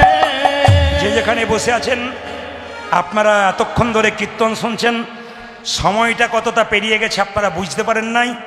আমার দিকে তাকাবেন সবাই। আজকে যেভাবে এঁটে সেটে বসেছেন, আমি সিদ্ধান্ত নিয়েই ফেলেছি আজ আমি 3টে পর্যন্ত কীর্তন করব। রাজি আছেন? জোরে বলুন রাজি আছেন? 3টে মানে আমি ভোর 3টে বলি নাই, 3 ঘন্টার কথা বলেছি। আর ঘড়ির দিকে তাকান, ও তো প্রায় নবো নবো। আমার দিকে তাকাবেন, ও হয়ে গেছে, কিন্তু ছাড়বো না আপনাদের। এই দিক আসতে, এই দিকে তাকান মায়েরা। বিল্লমঙ্গল যখন চিন্তামণি দেখতে পেল, তাকাবেন, শুধু কীর্তন নয়, কীর্তন একটা অভিনয় বটে। আমার দিকে তাকাবেন। চিন্তামণি এসে বলল ঠাকুর ঠাকুর, এইদিকে এইদিকে এইদিকে এইদিকে। ঠাকুর থাকতে পারলে না? না। কেন তুমি পতিতা মেয়ের জন্য নদী পার হয়ে এলে পাগলের মতো? কেন গো? তুমি তো আমার যে একটা কালো কাঠ পাঠিয়ে দিয়েছিলে। চুপ করো, রাত্রিবেলায় সকালবেলায় মিথ্যা কথা বলতে জায়গা পাওনি। তুমি তো দড়ি ঝুলিয়ে দিয়েছো, আমি পাঁচির পার হলাম। ঠাকুর দেখাতে পারবে কোথায় দড়ি ঝুলিয়ে দিয়েছি? দেখবে? হ্যাঁ, যেই না প্রাচীরের কাছে গেল মা, কি দেখতে বলো বলুন তো? সবাই জানেন, একটা বিষধর সাপ গর্তে ঢুকেছিল, লেজটা বের করেছিল, দড়ি ভেবে বিল্লমঙ্গল ঝাঁপ দিয়েছে। ঠাকুর নদীতে কাঠ বললে কাঠটা কি? গিয়ে চমকে উঠল বিল্লমঙ্গল, অন্ধকারে এসেছে, দেখতে পায় নাই, একটা মরা মানুষের শরীরকে কাঠ ভেবে ছুটে এসেছে। বিল্লমঙ্গলে হাত দুটো ধরে চিন্তামণি বলল, ঠাকুর এত প্রেম তুমি আমার মতো মেয়েকে দিলে কেন? পতিতা মেয়েকে। এই প্রেমে তুমি আমাকে না দিয়ে ভগবানকে দাও। কেমন মেয়ে দেখুন। আমি আগেই বললাম, নারী যদি নারীর মতো হয়, পুরুষ ভগবানের চরণ পায়। আমাকে দিলে কেন? এই চরণ তো, এই মন তুমি ভগবানকে দাও। এই দেখো ঠাকুর, সত্যি যদি ভালোবাসো আমার মাথায় হাত দিয়ে কথা দাও, আজ থেকে তুমি আমায় ভুলে যাবে। আমি ভুলবো না, ভুলতে পারবো না। তবে এক কাজ করো, তোমার হাতে রাধাকৃষ্ণের ছবি দিলাম, এই দুটোকে নিয়ে তুমি বৃন্দাবনের মধ্যে চলে যাও। যেদিন গোবিন্দের কৃপা পাবে সেদিন তুমি আমায় ডাকবে। বিল্লমঙ্গল নদী দেখে আত্মহত্যা করতে গেল। সবিনী মুনি বলল, আত্মহত্যা করছিস কেন? আত্মহত্যা করলে আত্মা শান্তি পায় না। এখানে যতজন কীর্তন শুনতে এসছেন, কেউ আমার দিদির মতো, কেউ আমার বোনের মতো, কোনো বাচ্চা মেয়ে আমার মেয়ের মতো। দাদা ভাইরা যারা আছেন সবার কাছে প্রদীপ পরের নিবেদন রইল, সংসারে জ্বালাই পড়ে কেউ কোনোদিন আত্মহত্যার কথা চিন্তা করবেন না। আপনি ভাবছেন একজনের প্রতিশোধ নিতে গিয়ে আপনি আত্মহত্যা করবেন, আপনার মরার পর উনি দিব্যি সুখে থাকবেন, শুধু আপনি চলে যাবেন। আপনি ভাবছেন আত্মহত্যা করলে আপনি মুক্তি পেয়ে গেলেন। না, আত্মহত্যা করলে সেই ব্যক্তির সাধ্য কাজ করানো উচিত নয়, শাস্ত্র বলছে। কেন? সে বেঈমানি করেছে। আপনার সংসারের সঙ্গে বেঈমানি করেছে, ভগবানের সঙ্গে বেঈমানি করেছে। বলুন তো, বাসন্তীতে এক ব্যক্তি ঘর ভাড়া নিয়েছে, সেই ঘরটাকে যদি ভাঙতে শুরু করে, মালিক তাকে ছেড়ে দেবে? জোরে বলুন। ভাঙার অধিকার মালিকের থাকতে পারে, যে বাস করে তার অধিকার নেই। তাহলে এই দেহটাকে শেষ করার অধিকার কার থাকতে পারে? ভগবানের। তোমার কোনো অধিকার নাই। আপনি ভাবছেন আত্মা মুক্তি পাবে না, আত্মা কিন্তু মুক্তি পাবে না। আত্মা ঘুরে ঘুরে বেড়াবে, কোনো দেহ লাভ করতে পারবে না।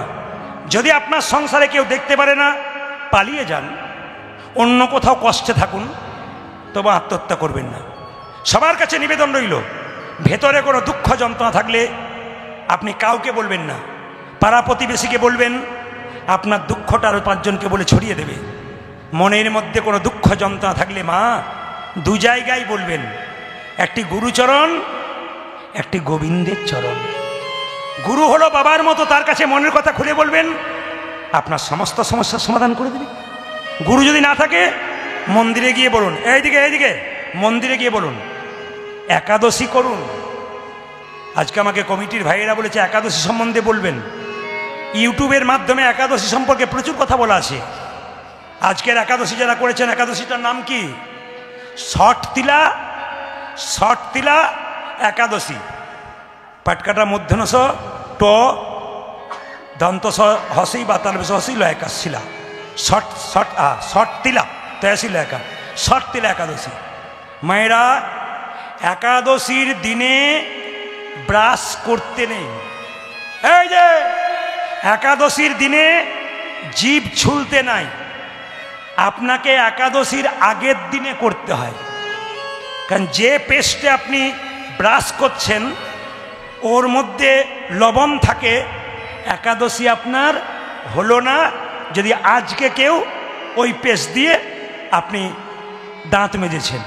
2, জিভ ছুলতে গিয়ে যদি আপনার জিভ কেটে যায়, রক্ত বেরিয়ে যায়, আপনার একাদশী হলো না।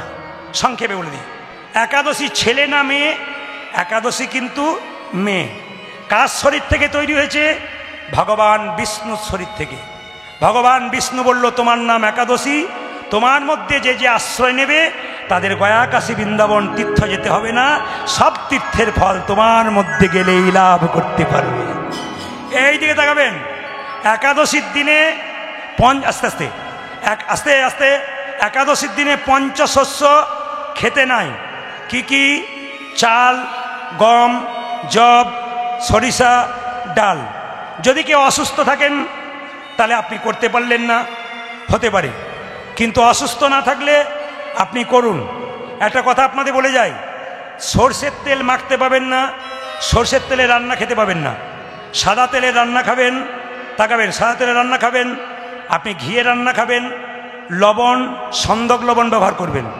যদি কেউ নির্জলা একাদশী করতে পারে তবে তার উত্তম একাদশী।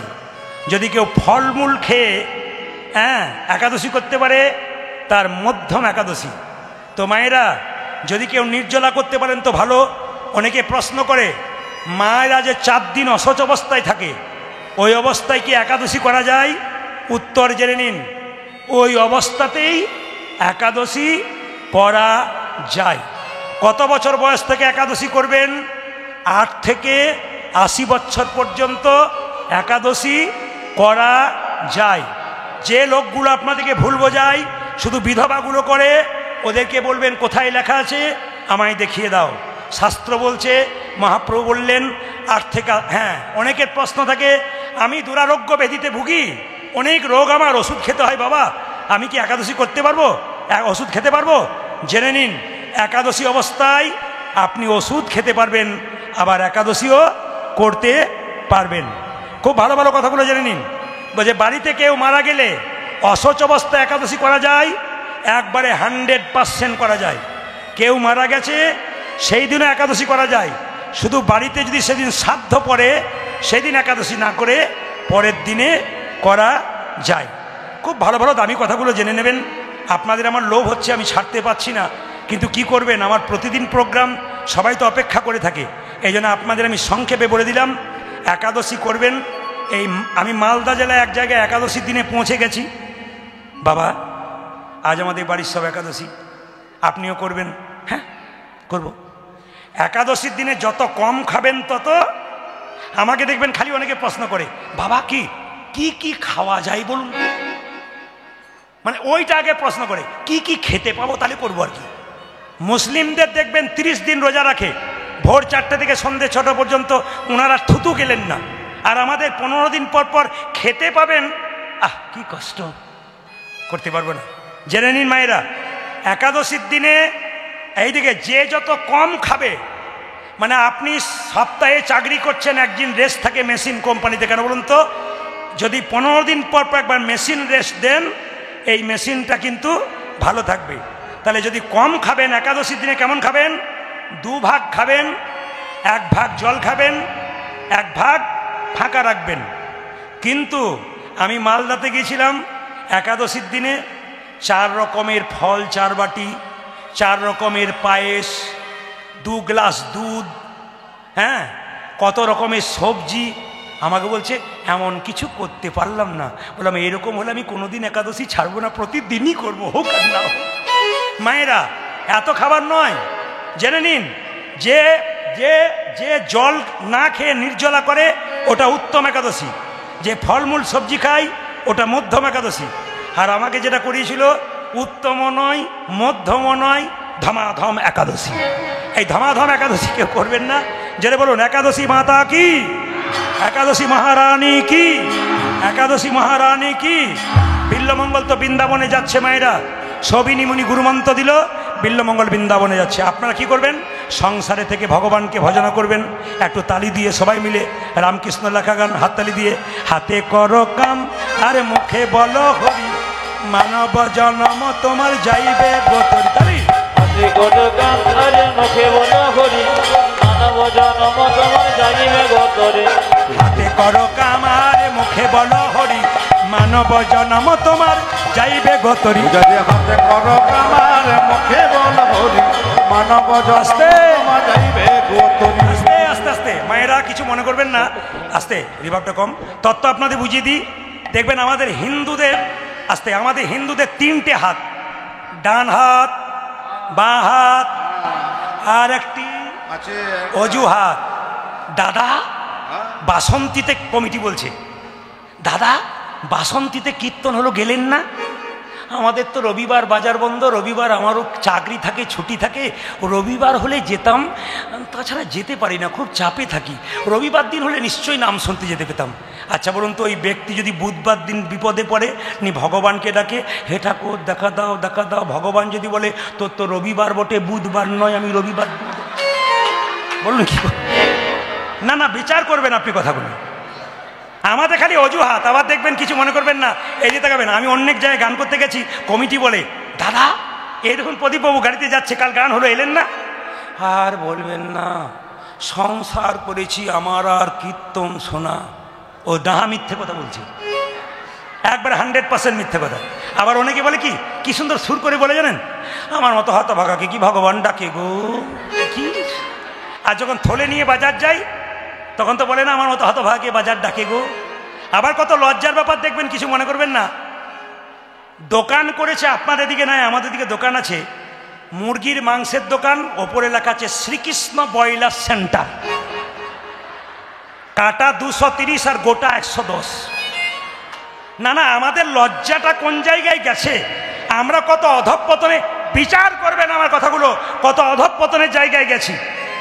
বাসন্তীতে যারা জুতোর দোকান করেছেন আমি তাদেরকে বলি নাই, জুতোর দোকান করেছে এক জায়গায়, ওপরে লিখেছে চৈতন্য শু হাউস। না না, হাসি নয়, লজ্জা করা দরকার আমাদের। কেন বলুন তো? যে কিনছে তারও লজ্জা নাই, যে বিক্রি করছে তারও লজ্জা নাই। ওপরে প্যাকেটে চৈতন্য লেখা আছে আর ভেতরে জুতো ভরা আছে। আমাদের নিজেদেরই চৈতন্য হলো না, চৈতন্য প্রভুকে আমরা রক্ষা করব কি করে? কথাগুলো বিচার করবেন। নিজের চৈতন্য হয় নাই, কি করে বিচার করব? নাম দেন আপনারা, অসুবিধা নেই। ও মেয়েরা, বিবাহের কার্ডে কি লেখা থাকে? আমি ভুলগুলোকে ধরে দিই। শুভ বিবাহ, বিবাহ কি শুভ? এখন সবাই উত্তর দিতে পারছে না, মানে যা বলছে বলুক। বিবাহ কি শুভ? না, এখনকার বিয়েগুলো শুভ নয়, বৈদিক বিবাহ শুভ। এই দিয়ে তাকাবেন, যে বিয়েতে 6টা ছাগল কাটা হয়, 25টা পাখি কাটা হয়, রক্তের বান বন্যা বইয়ে দেওয়া হয়, ওই বিয়েটা কি শুভ হয়? বিয়ের দিনে মেয়ের হাত কেটে গেলে বলে, দেখলি তো বাবা, বলে দেখলি তো কি করলি তুই, অশুভ করে কাজ করে দিলি। আর 25টা পাখি কাটলে, 4টা ছাগল কাটলে, ওদের বন্যা বইয়ে দিয়ে তুমি নিজের মঙ্গল কামনা করছো। মেয়ের মঙ্গল কখনো হয়? কিন্তু কি করবেন, স্ট্যাটাস বজায় রাখতে গেলে এখন সবাইকে করতে হচ্ছে। আবার দেখবেন আপনাদের বাসন্তীতে হয় না, অন্য জায়গায় হয়। বিয়ে বাড়িতে খেতে যান, প্রথমে আমাদের সভ্যতা কি, মেনু চার্ট। মেনু চার্ট, ওপর এই যে কি লেখা থাকে, রাধা বল্লভী। কি সুন্দর, রাধাকে প্রণাম করতে ইচ্ছে করে, রাধা বল্লভী। তার নিচে লেখা থাকে চিকেন কাটলেট, মটন কাটলেট। মানে রাধার নাম লিখে রাধাকে অপমান করলাম আমরা। বিচার করবেন কথাগুলো। মায়েরা আরেক জায়গায় দেখবেন, আমার দিকে দেখান, দাঁড়ান দাঁড়ান দাঁড়ান, বের করতে হবে, দেখাচ্ছেন আমাদের কাছে। আচ্ছা বলুন তো মায়েরা, এক জায়গাতে দেখবেন বলা হয় না, যাহা বলিব সত্য বলিব, সত্য ছাড়া মিথ্যা বলিব না। কোথায় বলা হয়? আপনাদের আগে থেকে যাওয়া আসা আছে বোধ হয়, ওই জন্য বলতে পারলে নিজে বলতে পারে না। এই যে দেখান, যাহা বলিব সত্য বলিব, সত্য ছাড়া মিথ্যা বলিব না। এটা ছোঁয়ার পর থেকে হাজার মিথ্যা কথা বলতে শুরু করে, যেটা বলে হ্যাঁ না। আবার দেখবেন অনেকে জিজ্ঞেস করি, দাদা ওই লাল কাপড়টার ভেতরে কি থাকে? অনেকে বোঝেই না, বলে কি যন্ত্র টন্ত্র কিছু একটা হবে বোধ হয়। মানে ওটা গীতা থাকেও কিছু বোঝে না। সবাই মিলে হাত তুলে একসঙ্গে, হাতে করো কাম, তালি একসঙ্গে, হাতে করো কাম আর মুখে বলো হরি, মানব জন্ম তোমার যাইবে গতরি। হাতে করো কাম আর মুখে বলো, মানব জন্ম তোমার যাইবে গতরি। হাতে করো কাম আর মুখে বলো হরি, মানব জন্ম তোমার যাইবে গতরি। হাতে করো কাম আর মুখে বলো হরি, মানব জন্ম তোমার যাইবে গতরি। এই যে অনেকে বলে আমি সংসার করেছি, কখন ভগবানকে ডাকবো? সংসার আমরা কেউ করি নাই। কৃষ্ণ ভজিবাত্তরে জীব সংসারে আইনু। ও মায়েরা, কে কে সংসার করেছেন হাত তুলুন। সব ব্রহ্মচারী নাকি? কই নাই সংসার কিয়া? সংসার সুখের হয় পুরুষের গুণে। দেখুন পাওয়ার, দেখুন যে ঘুমোচ্ছিল সেও জেগে উঠল। সংসার সুখের হয়, বাবারে নিজেদের জায়গা ছাড়বে না কিন্তু। দাদারা মনে মনে ভাবলে এতদিন পরে আপনি আমাদের হয়ে বললেন, আর যখন অন্য জায়গায় যখন বলি না সংসার সুখের হয় রমণী পুরুষের গুণে, তখন কোনো মেয়ে উঠে বলে এখানে তো উঠলেন না, আপনাদের সাহস নাই। সংসার সুখের হয় রমণীর গুণে, গুণবান স্বামী যদি থাকে তার সনে। হাততালি দিয়ে হাতে কর কাম আর মুখে বলো হরি, মানব জন্ম তোমার যাইবে গতরি। উলধ্বনি। হাতে কর কাম আর মুখে বলো হরি, মানব জন্ম তোমার যাইবে গতরি। এই যে হাতে কর কাম আর মুখে বলো হরি, মানব জন্ম তোমার যাইবে গতরি। হাতে করো কাম আর মুখে বলো হরি, মানব জন্ম তোমার যাইবে গতরি। দাঁড়ান, একটি প্রশ্ন এসে গেছে, একটু হাততালি দিয়ে বুঝিয়ে দিই। হাততালি দিন। হাতে কর কাম আর মুখে বলো হরি, মানব জন্ম তোমার যাইবে গতরি। আজে হাতে করো কাম আর মুখে বলো হরি, মানব জন্ম তোমার যাইবে গতরি। এই যে হাতে কর কাম আর মুখে বলো হরি, মানব জন্ম তোমার যাইবে গতরি। হাতে কর কাম আর মুখে বলো হরি, মানব জন্ম এই যে যাইবে গতরি। হ্যাঁ হ্যাঁ, যার সময় নাই, যে মেয়েদের সময় নাই তাদেরকে বলি বাড়িতে ঝাঁটা নেবেন। ঝাঁটা মহাপ্রভু কি বলেছেন? খাইতে শুইতে যথাযথ হরিনাম করা যায়। এই দেখুন কিভাবে, হরে কৃষ্ণ কৃষ্ণ কৃষ্ণ হরে হরে, হরে রাম রাম রাম। উলধ্বনি। হরে কৃষ্ণ কৃষ্ণ কৃষ্ণ হরে হরে, হরে রাম রাম রাম হরে হরে। হরে কৃষ্ণ কৃষ্ণ কৃষ্ণ হরে হরে, হরে রাম রাম রাম। আজ হরে কৃষ্ণ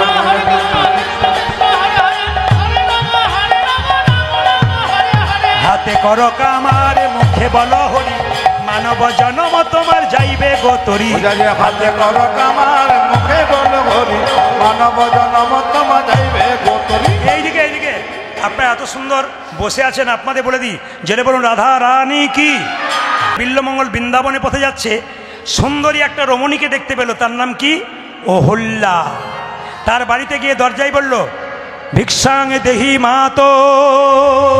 বিশ্বঙ্গে দেখি মাতো, কে আছো মা, ভিক্ষা দাও।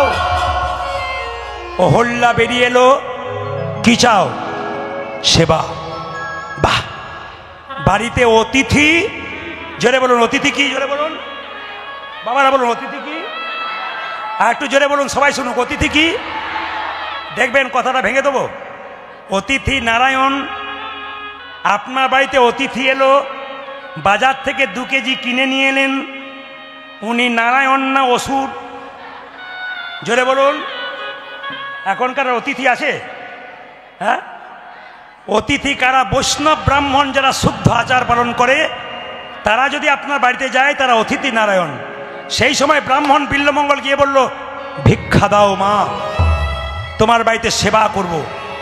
অহল্যা অঞ্জমান্নন তৈরি করে যেই না সেবা দিতে গেল, আমার দিকে তাকান, বিল্লমঙ্গল সেবা পেল। অহল্যা স্বামীর নাম কি? একজন বণিক, প্রচুর টাকার মালিক, ধনদৌলতাতে ছেলে মেয়ে নাই। হঠাৎ করে বিল্লমঙ্গলকে বলল, ঠাকুর বাড়িতে সেবা করলে দক্ষিণা দিতে হয়, তুমি কি দক্ষিণা চাও? বিল্লমঙ্গল সুযোগ পেয়ে গেল, চিন্তা, তুমি আমায় ত্যাগ করলে কি হবে? আমি আজকে অহল্যাকে চেয়ে বসবো, অহল্যাকে দিয়ে আমার মনের ইচ্ছা পূর্ণ করব। কয়লার ময়লা যাই না ধুলে, স্বভাব যাই না মোলে। বিল্লমঙ্গল কি করলো মা? অহল্যার দিকে একবারও তাকাই নাই, সেবা করেছে। তার স্বামীকে বললো, আমি দক্ষিণা চাই। কি দক্ষিণা? কি দেবে তুমি? স্বামী বলে উঠল, যা চাইবে তাই দেব। আমি বণিক মানুষ, প্রচুর টাকার মালিক, কি চাও বলো? বলছে, আমি যা চাইবো তাই দেবে। বলে, হ্যাঁ, ত্রিসত্য প্রতিজ্ঞা করো। করলাম, তবে দাও আজকে রাত্রিতে তোমার স্ত্রীকে সুন্দর করে সাজিয়ে আমার সেবায় লাগিয়ে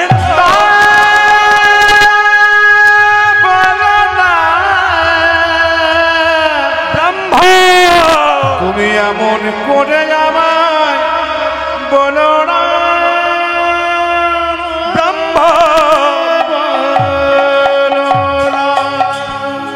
তুমি যা চাইবে চাও, আমার স্ত্রীকে তুমি চাইবে না।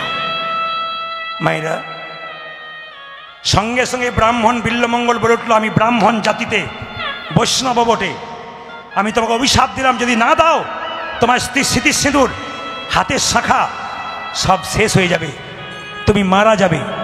ও মায়েরা, কোনো স্ত্রী যদি সতী নারী হয়, আড়াল থেকে যদি শুনতে পায় তার স্বামী মারা যাবে, সতী নারী প্রাণ লড়িয়ে দেবে স্বামীর জন্যে। স্বামী ছুটে এলো, অহল্যা যা চাইলো আমি দিতে পারবো না। কি চাইলো? তোমাকে চেয়েছি। অহল্যা বলে উঠল, স্বামী এই যে চিহ্নগুলো দেখছো না, আস্তে, এগুলো সৌভাগ্য শৃঙ্গার। ও মায়েরা, স্মৃতির সিঁদুর, হাতের শাখা, হাতের নোয়া, কপালের টিপ মেয়েদের সৌভাগ্য শৃঙ্গার। যারা ভাগ্যবতী হয় তারা এই চিহ্নগুলো নেয়।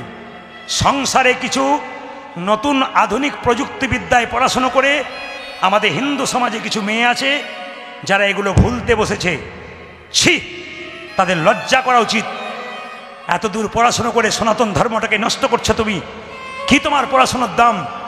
তুমি সমাজটাকে বিষাক্ত করে দিচ্ছ। আমার নিবেদন রইল, মা এই চিহ্নগুলো রাখুন। স্মৃতির সিঁদুর সৌভাগ্য শৃঙ্গার, ভাগ্য করে পাওয়া যায়।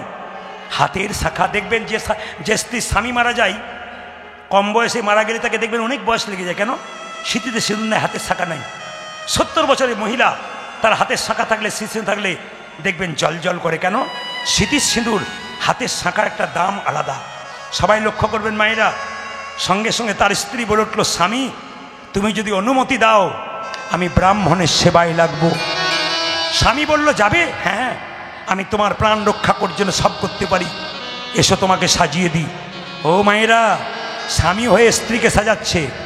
স্মৃতিতে সিঁদুরে পরাইয়ে দিল, শীতেতে সিঁদুরে পরাইয়ে দিল, নয়নে কাজল পরালো, নয়নে কাজল পরানো, কণ্ঠে দিল সোনার মালা, কণ্ঠে দিল সোনার মালা, চরণে দিল আলতা, চরণে দিল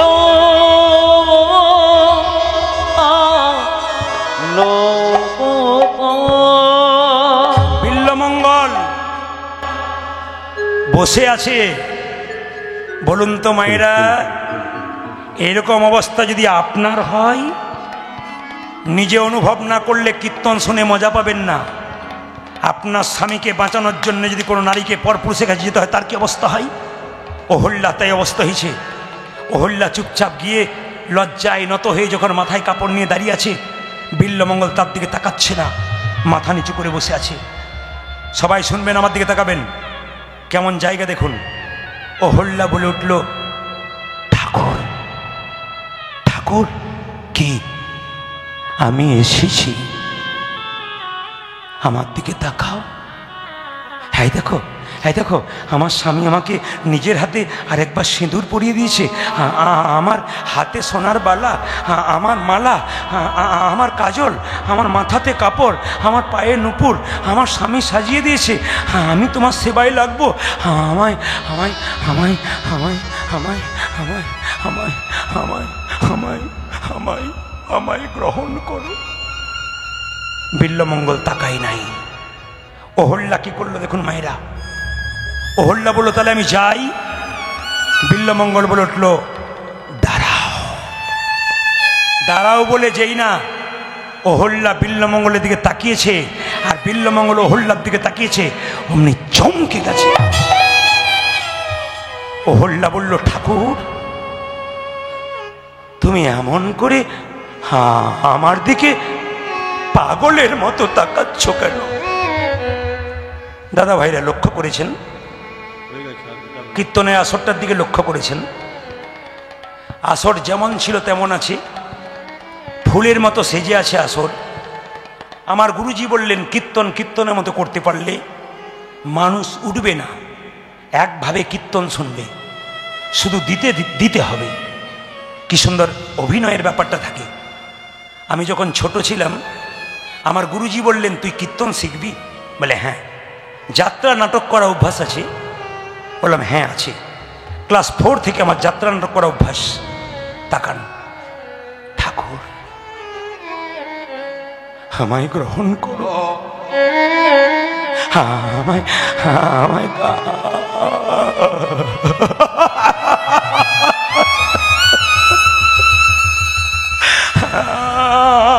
আমায়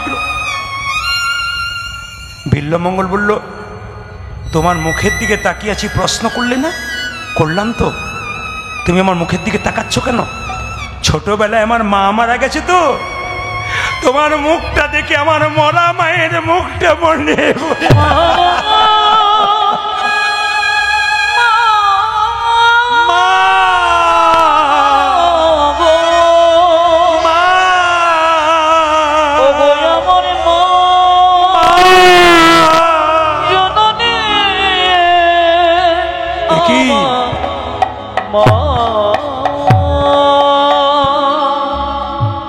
যে কোনদিন মা ডাক শোনে নাই, কোনদিন শোনে না, সে যদি একবার মা ডাকে শোনে, সে যদি একেবারে মা ডাকে শোনে।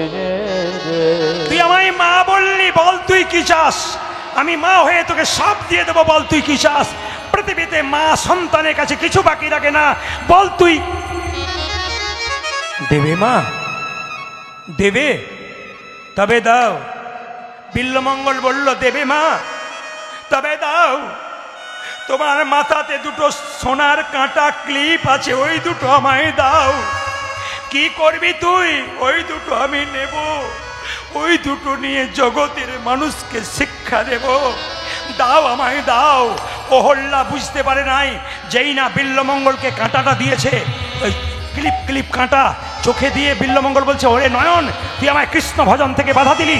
এই দেখ, এই দেখ, আমার মায়ের সামনে আমি আমার চোখ দুটোকে অন্ধ করে দিই। মাগো তোমার চরণে সপে দিলাম আমার দুটি নয়ন তারানি। তাই গো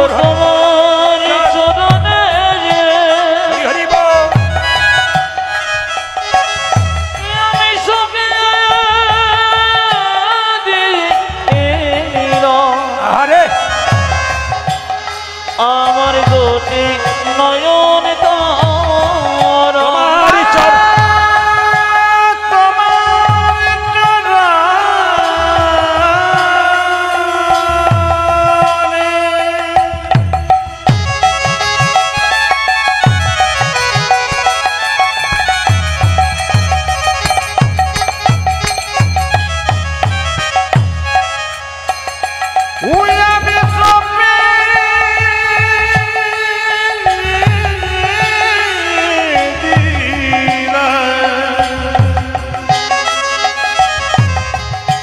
আমার দুটি নয়ন, তুমি আমার মা, ওগো তুমি আমার মা, মা মা, ওগো তুমি আমার মা, ওগো তুমি আমার মা। বিদায় জননী, বিদায় জননী, বিদায় জন্মভূমি, বিদায় জন্মভূমি, বিদায় জননী, বিদায় জননী, বিদায় জন্মভূমি,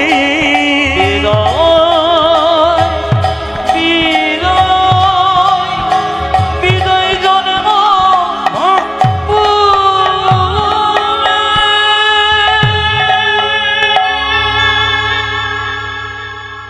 যার কেউ নাই তার কি আছে মা? জোরে বলুন, ভগবান। বিল্লমঙ্গল অন্ধনয়নে যাচ্ছে, খিদে পেয়েছে। ভগবান কি করেছে? মায়েরা হাজার হাজার সাপের মধ্যে একটা সাপের মাথায় মণি থাকে, যে সাপের মাথায় মণি থাকে তাকে খাবার জোগাড় করতে হয় না, অন্ধকারে বসে থাকে, মণির আলোতে পোকামাকড় ছুটে আসে, তার থেকে খেয়ে নেয়। ভগবান রূপ মণিকে কোনো হৃদয় মাঝে রাখতে পারলে ভক্ত ভগবান আপনিই ছুটে আসে। ভগবান কি করলো মা? একদিকে বিল্লমঙ্গল বৃন্দাবনে যাবে বলে বসে আছে, আর ভগবান গোয়ালার বেশ ধারণ করে দধি দুগ্ধ কাঁধে নিয়ে তাকে সেবা করাতে এলো। হাততালি দেবেন, উলুধ্বনি।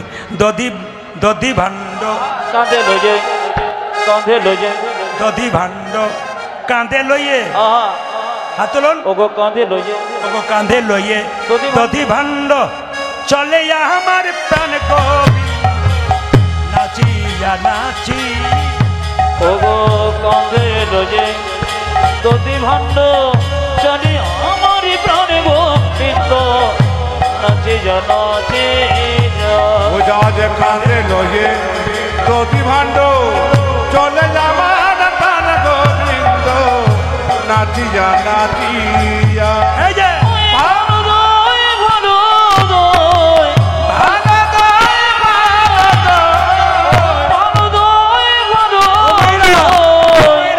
ওগো নাচিয়া নাচিয়া ওগো নাচিয়া নাচিয়া ওগো নাচিয়া নাচিয়া ওগো নাচিয়া নাচিয়া নাচিয়া নাচিয়া আজ নাচে যা নাচে যা ভালো দই ভালো দই ওই যে ভালোদয় ভালোদয় বিনামূল্যে বিকাইব ভালো দই ভালো দই আমি বিনামূল্যে বিকাশিব ভালো মায়েরা, ভালো সবাই সবাই করজোরে বসুন।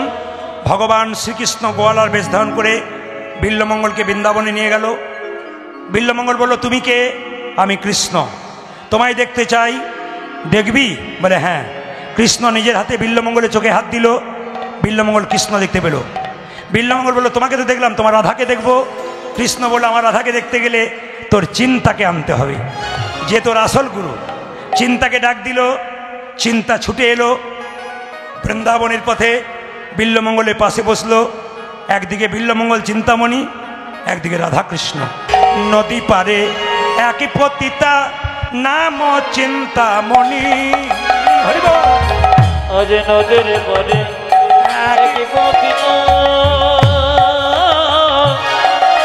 নাম চিন্তা মনে নদী পারে একই পতিতা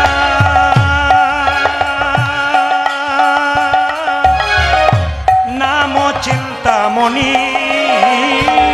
আজ নদী পারে এক পতিতা নাম চিন্তা মনি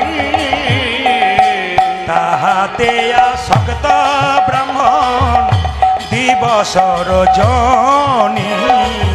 আজ দহতে আগে সত ব্রহ্মণ দেব সরজনে তাহাতে আসক্ত ব্রাহ্মণ দিবস রজনী।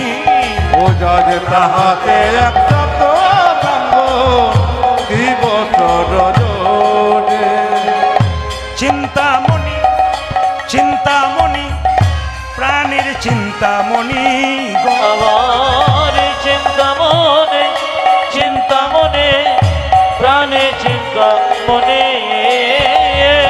তুমি ছাড়া এ জগতে কেহ নাই আপনি। ওঝা যে তুমি ছাড়া যে জগতে কেহ নায়া পরে ওজে তুমি ছাড়া এ জগতে কেহ নাই আপনি।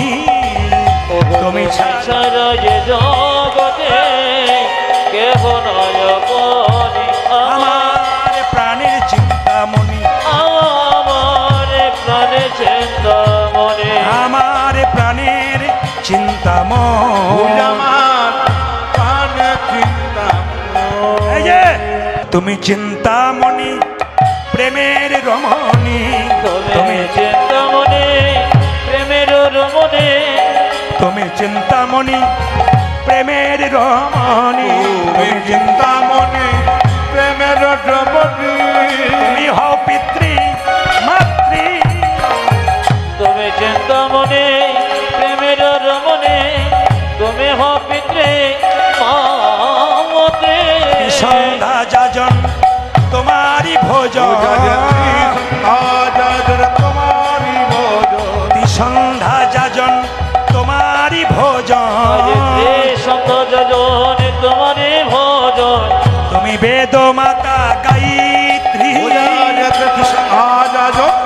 তোমারই ভজন তুমি বেদ মাতা গায়ত্রী বলি তুমি ছাড়া আর কেউ নাই আমার, তুমি ছাড়া,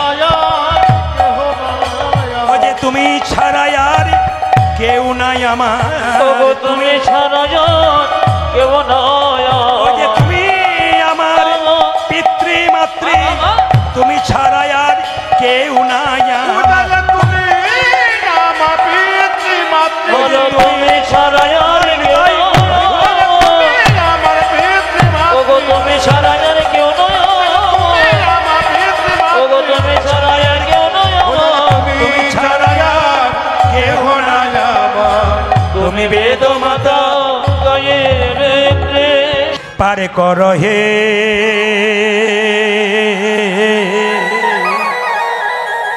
সবাই দর্শন করুন।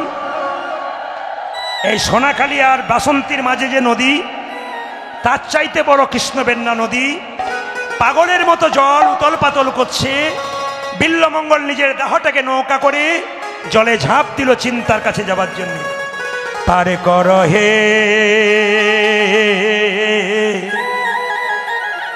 ও হে চিন্তা ধ্বনি পরে করো হে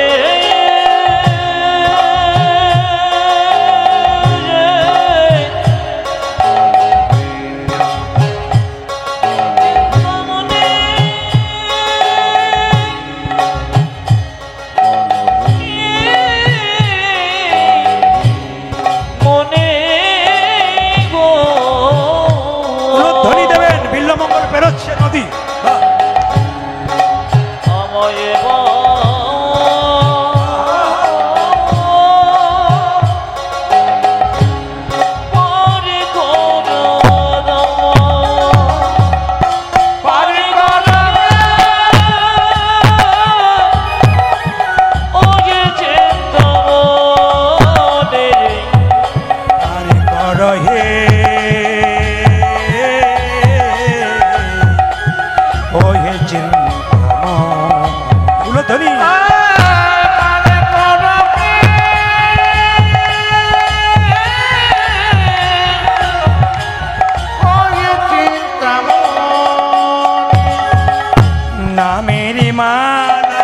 পইরা গলি ভাইসা দিলাম দেহ খানি, নামে বলো পয়রা গলে ভাইসা দিল দেহ খানি, নামের মালা পইরা ভাইসা দিলাম দেহ খানি। পারে ঘর হে ধ্বনি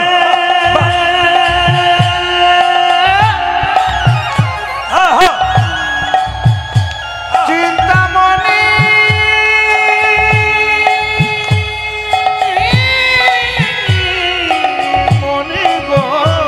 ভক্তি ভরে উলুধ্বনি দিন, আপনার সংসারে ভবপার হয়ে যাবেন প্রেম সে। বাহ, আজ আমায় তুমি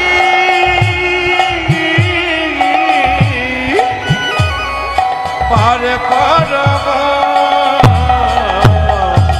আজ নামের মালা ওইরা গলে পয়সা দিও এখানে পারে কর হে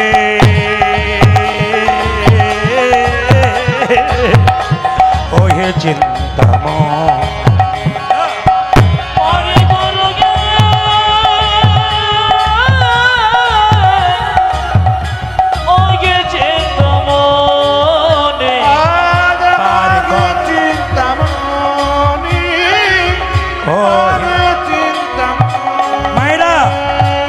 মায়েরা সবাই মিলে হাত তুলবেন। বিল্লমঙ্গল বৃন্দাবনে যাচ্ছে কৃষ্ণের ছবি নিয়ে, সবাই হাত তুলুন একসঙ্গে। কৃষ্ণ কেশব সবাই হাত তুলবেন একদম। কৃষ্ণ কেশব, বাহ, বলিহারি জানাই আপনাদেরকে, হাত তুলবেন। কৃষ্ণ কেশব, সবাই তালি দেবেন একসঙ্গে। কৃষ্ণ কেশব কেশব একসঙ্গে।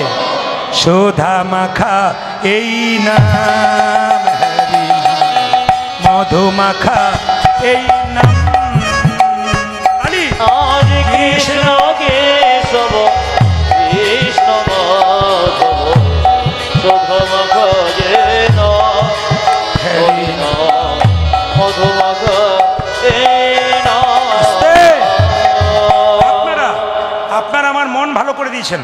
গত রাত্রি থেকে আমার মেয়ে একটু অসুস্থ ছিল, এখনো পর্যন্ত ডাক্তারখানায় গেছে, কিন্তু কথা হচ্ছে কি আমি ওই চিন্তাতে একটু ভিজে গিয়েছিলাম, কিন্তু আপনাদেরকে দেখে আমার সব চিন্তা চলে গেছে। হাত তুলে কৃষ্ণ কেশব কৃষ্ণ কেশব সুধা মাখা এই নাম হরি নাম মধুমাখা এই নাম নাম নাম রধনী আজ কৃষ্ণ কেশব কৃষ্ণ কেশব সুদামাখা এ নাম হরি নাম মধুমাখা এই নাম এই নাম জপ বলো আপনারি নাম জপ হলো জপন রে এই নাম জপ বলো আপনারি এই হরি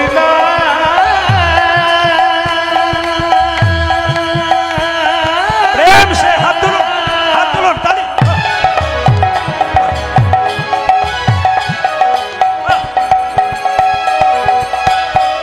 বাহ, একসঙ্গে একসঙ্গে এই মধুমাখা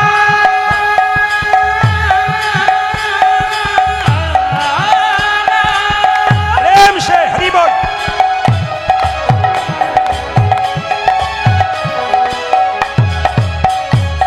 এই সুধা মাখা এই হরি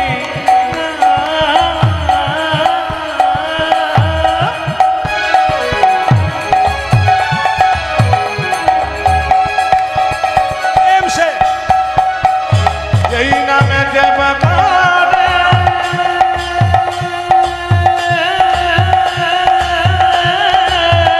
হরি বল।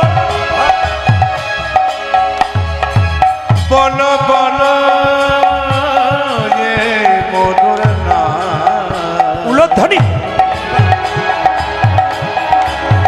এই সুধা মাখানা বাহ, হরি বল। এই সুধা মাখা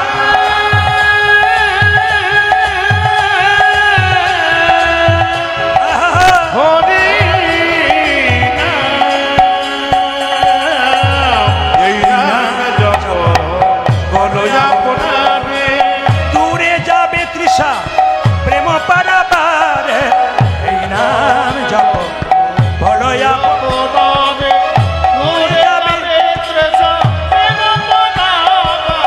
জপরে জপরে জপরে রসনা জপরে জপরে জপরে রসনা জপরে জপরে জপরে রসনা আরে জপরে জপরে জপরে রসনা সুধা মাখা এই নাম হরি নাম মধু মাখা এই নাম। যে যেখানে আছেন হাত তুলে কৃষ্ণ কেশব কৃষ্ণ